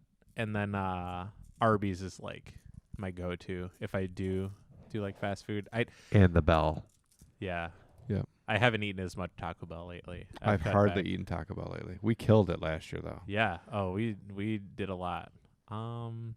Pizza is the only place you've had a consistent poor experience with, huh, Will? I haven't. The last time I actually went to Pizza Hut was Ledgestone 2 years ago. Yeah. Maybe I think 3 years ago. Yeah, 3 years ago with oh fuck, what? Oh, the last time I went to Pizza Hut wasn't with the guy I was thinking of. It was with Freed. Ooh. Yeah. Nice. Yeah. You guys were singing Friends Forever, getting Pizza Hut? Yeah, and now we're not friends. Holding hands, skipping. Yeah. We're like the opposite of friends now. But not because of Pizza Hut. Frenemies. Yeah. We're frenemies. Yeah, no, I was thinking I went to what about frenemies with benefits? Yeah. That sounds like the idea of like, who would you like? Yeah. Yeah. Exactly. Yeah. Frenemies with benefits. Yeah. Perfect. Frenemits. Frenemifits. Frenemits. I'll do Wendy's, Taco Bell, and Arby's. Those are my acceptables. Besides that, every once in a while I get some nuggets when I'm. Yeah. So wait, Redmond knows the story? I think everybody knows the story. No. when it gets everyone knew the story. when it gets late around here, sometimes the places close early. Mm-hmm. I forget. Yeah, you weren't with me. I was working on Casey's house. I came home. I had some shit to do, and then I was like, I'm gonna eat because I forget what Gabby was doing. But I was like, I'm gonna go eat. Mm-hmm. So I went to one Taco Bell, closed. Yeah. Went to another Taco Bell, closed. Nice. So then I had to go to McDonald's to get the nuggets. The nugs. So, yeah. So we are going to have to, it's going to be a non-disc golf challenge. Mm-hmm. We're going to have the cedar puke challenge. We're going to go. Cedar puke. We're going to bring it. Because I feel like. Cedar puke 2021. Yes. Oh, my God. So everybody, we're going to have to think of different things to do. So we're going to ride a ride. You can't bring anything. So depending on how many people are in this, Yep. It could get to the point that everyone just gets one thing that everyone has to eat. Yeah, or do. Yeah. Yeah. Or something. Yeah. Yeah. And then ride a ride. And then do something else and then ride a ride. And then the first person to throw up. We're going to get everyone to get kicked out of the park. I think that's the goal. If you throw up, do you get kicked out? I don't think so. I don't know. That's racist against bulimics. Are we trying to get kicked out? No. Or are we trying to just I want to ride the ride. Yeah. What I want to do is I want to laugh at every motherfucker while they're throwing up and call them names that I can't say on the podcast. Nice digestive system. Cream puff. You want me to hold your hair? Yeah. Anyways. Look at you making your insides your outsides. Oh my God, I want to be a supermodel. Look at me. Loser. You can't say that. You can call people losers. Nuh-uh. Yeah. It's hurtful. Natty or not. Anyways.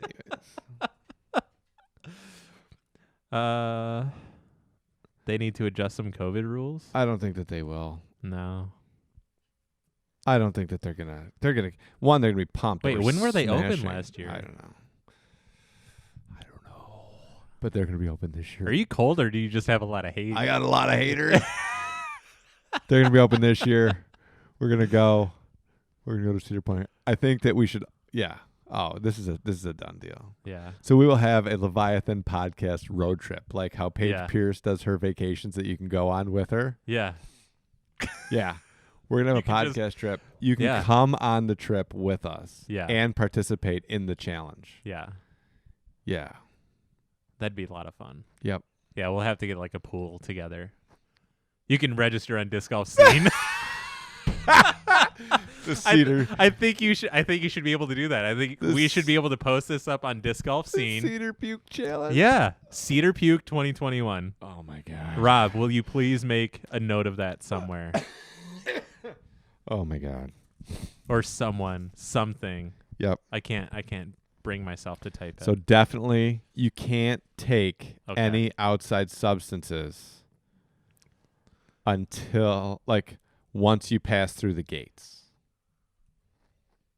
So everybody's on the exact same schedule of food on board, all that stuff, once we cross through the gate. Okay.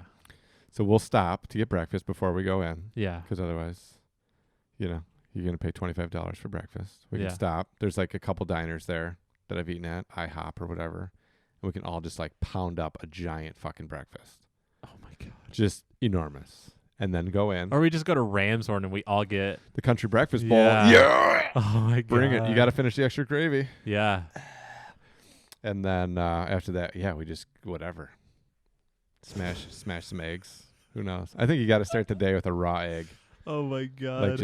I'll set up the shot glasses on the tip. Do we all meet at headquarters and then we all meet at IHOP or whatever, Ramshorn, and eat. Yeah. Yeah. And then we just do the eggs in the parking lot. Yeah. Like we're tailgating. Yeah. Yeah. Yeah. Snail gating. Oh my God. We just slam a shot glass with a raw egg in it and then we go in. And then we just go from there. Think of it. So good. Yeah. Yeah. Just awful. So much fun. It's do a triple shot of espresso. Yeah. Yeah. Just every God. angle you can come at. Yeah, everything. Giant chocolate bar and a huge pixie stick. Do we get? I just can't drink alcohol, so we can't. Do we get everybody a moo with a pizza, like a large pizza, cookie, and a half gallon of chocolate milk too? Something. Yeah. I think there has to, I think in order for it to be successful, there has to be a lot of dairy. Yeah. You got to bring the dairy. Yeah. Yeah. I think so. Oh yeah. Yeah. Yeah. So do we invite Mosier? Why? I don't know. Can he ride all the rides? Yeah, I don't know. Okay. I don't know. It was more along the lines of like he's good at puking up because he eats giant pizza-sized cookies and drinks half gallons of chocolate milk. And then throws them up? Or doesn't. Everything. Yeah. He throws everything up from everywhere. Yeah, we can get some pre-workout. We'll do it all. Yeah, and then in like the middle, before we get on the trams to go like Frontier Town, we could do like 30 burpees. Do some bear crawls. We have to bear crawl to everything. Excuse me, guys. I have spinal bifida. Leave me alone. Oh my god.